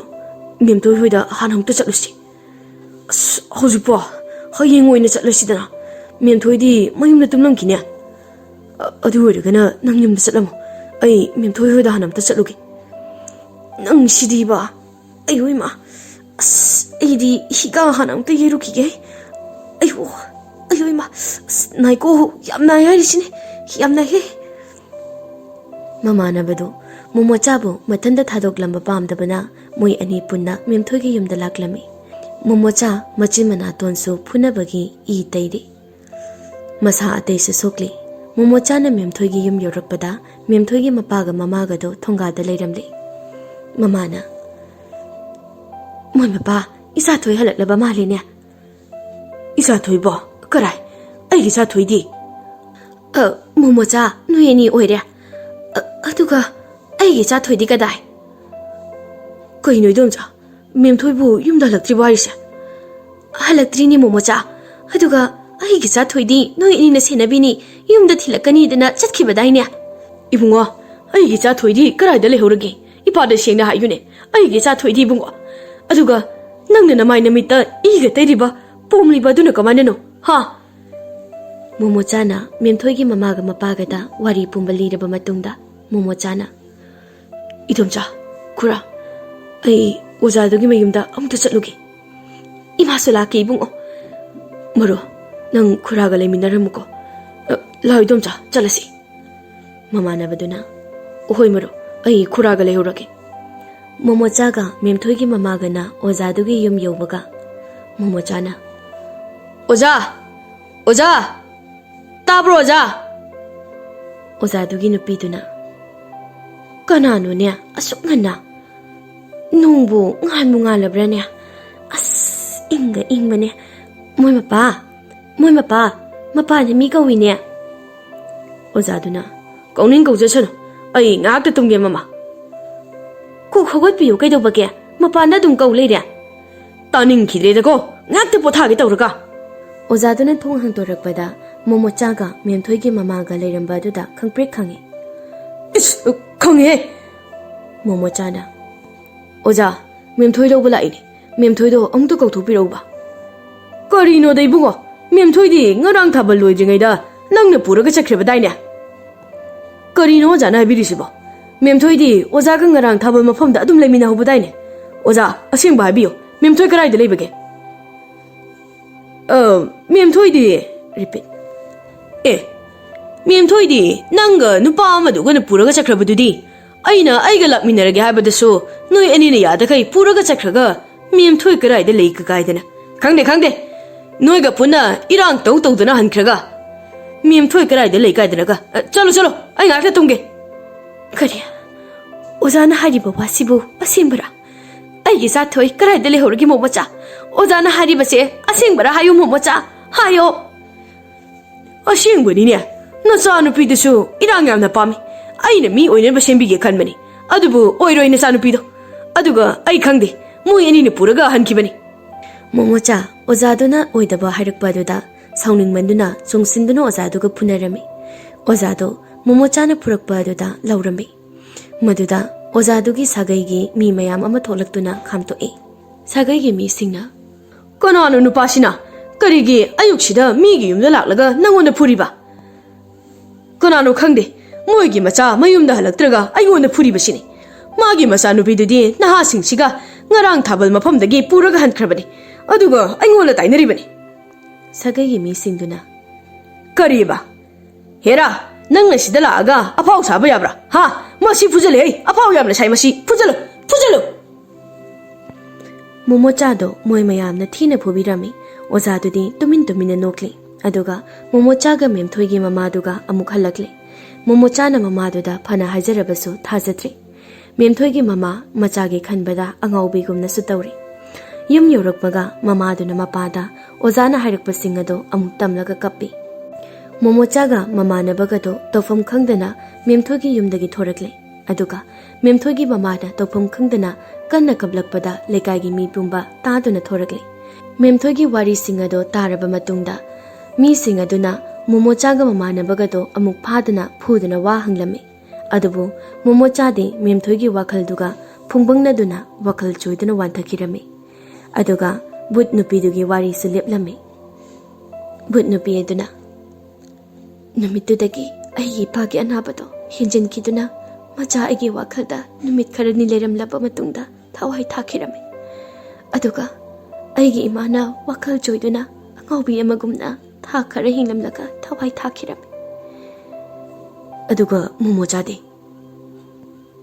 but nupi eduna momochade khulai kaina tanthokraba matungdagi wakhal choiduna angauba gi mingthol phangduna hojiksu lambi lamhangnena mafam amadagi mafam amada kuchit chatuna leiri lemba isigi wari se tabada ai oza do haning eche hayo eche oza do kanano mayumna karai dagino iche na hatrabasu ai na oina ikut pe na hat ki che lemba nangna aingonda ise ko base taba yamna nuai ado lemba oza do nangna hatrabasu yare aina hatkre asembro iche adudi matau karam ni chena hatlibano aina siraba matung aigi thawai sina lairam lenda tinba ngamdana koi pai paiduna matam khara lairuraba matung aina aigi khulda halakpa matamdadi yamna thinglammi aigi imaga papaga to laikhidabana halamle madugi matung aina aigi ima papagi mungphamda kaptuna lairuraba matung nongmadi aina ozabu laman khumlage khalaktuna ozagi yumda chattuna ozabu kihanduna otpa horami but nupi aduna oza hatpagi wari amuk liraklami Memthoi gi thawaina oza ai Memthoi ni oza ai lae thong amuta hangdo piyo bo oza oza ai lae oza duna amuk lae mama nang thong hanganu ko mama ai yam ki ai ki mama karigino mana ahin khudingi ai yumda laksibo ai ki mama ai yam ki laikai pumba Memthoi gi thawai na kappa nokpa pena khongba isai saktuna tamnaba makholduna mipum khudimak kibana thak niknarami nongmadi ozado kibana khangba ngamdaduna nongalamdai matamda mapana chenthoraki mama aina Memthoi hatpani aigi aningba apama phangdaba matungda aina Memthoi do latena thomduna hatpani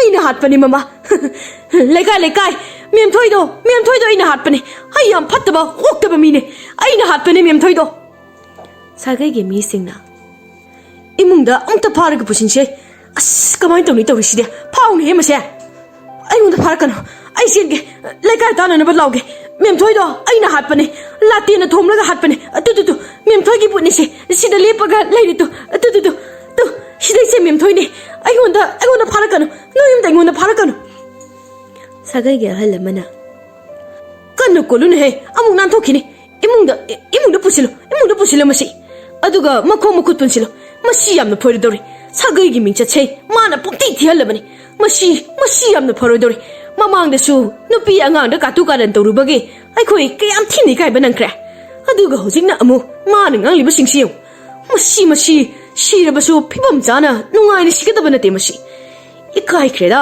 ikai gi mi singsina ai khoi do umchin da yeng libase hai mau nangna nasa duga karai da na muthok libaduna ha ai maga leiminaba ngamlaroi ngahan khai ahal sigi ma yeng daga tuminna leibani hojikti leiminaba sungam ngamlaroi sum leiminarabadi isaga se magi matau tamdana loina mangba tare asumna ozagi nupi do masa singa do puraga chatki aduga oza do thonglon silamduna sagai gi mi singa duna thamlami adubu oza adudi yum manungduda Memthoi gi thawai duna otpa yaba otlaga yam thina hatokhirami asumna but nupi duge wari du sloirami lemana adudi je hojikti oza su isena tamthina laman khumduna hatkre hoji isegi ningba thungdaba kari leri aingonda haibiyo ai isegi mateng shoidana pangjage che nung sikre da ko lemba nangse adudi lemba nang aina phumliba hainung makhong asigi makhada aigi saru polang olaba hakchang ato leibani aha Iche, sida, aina phamli sida. Hoi lemba, aigi thawai yaudraba hakchang polang ase amukta lauthokhtuna phajana mathau mangam pakthokhtuna aigi yuming kholda phumbiyu. Aduga sigi hainau makhong asida aigi laisang ama sabiyu. Adu oirabadi aigi lamhangnaraba thawai ase pothaba phangdani lemba. Hoi iche, iche na haidiba wase ai soidana tawrake. Iche, mangre, karom chakhrage. Iche. Oh, nongsu ngala boireko. Phare, ai yumda halaga khugi ahalsingda wari liraga isigi ningbase thungalage. Asumna lemana yumda halakpadadi mamasu naba pharamle. Aduna lemba mamadusu khugi ahaldusu wari lirami. Ahanbadadi khulgi mi amatana lembagi wado thajaramde. Adubo hainong makhongodo tawraga yengba matamdadi mi singado loina thajarami. Aduna hojikti Memthoi gi saru polangdo lokhattuna phajana mathau mangam pangthokpirami. Aduga laisangsu sabirami. Numitsidagi Pena khongbi Memthoi amuk hana lakhidre. Adubo chahi kharagi matungda lam henba oktaba nupi angangda karantaba miyoi kharabu Pena khongbi Memthoi tuna amuk tholaktuna warakpagi wari amuk tanarami. Adubo afaba miyoi ataidadi kariso akiba awabadi amuk hana pikhidre.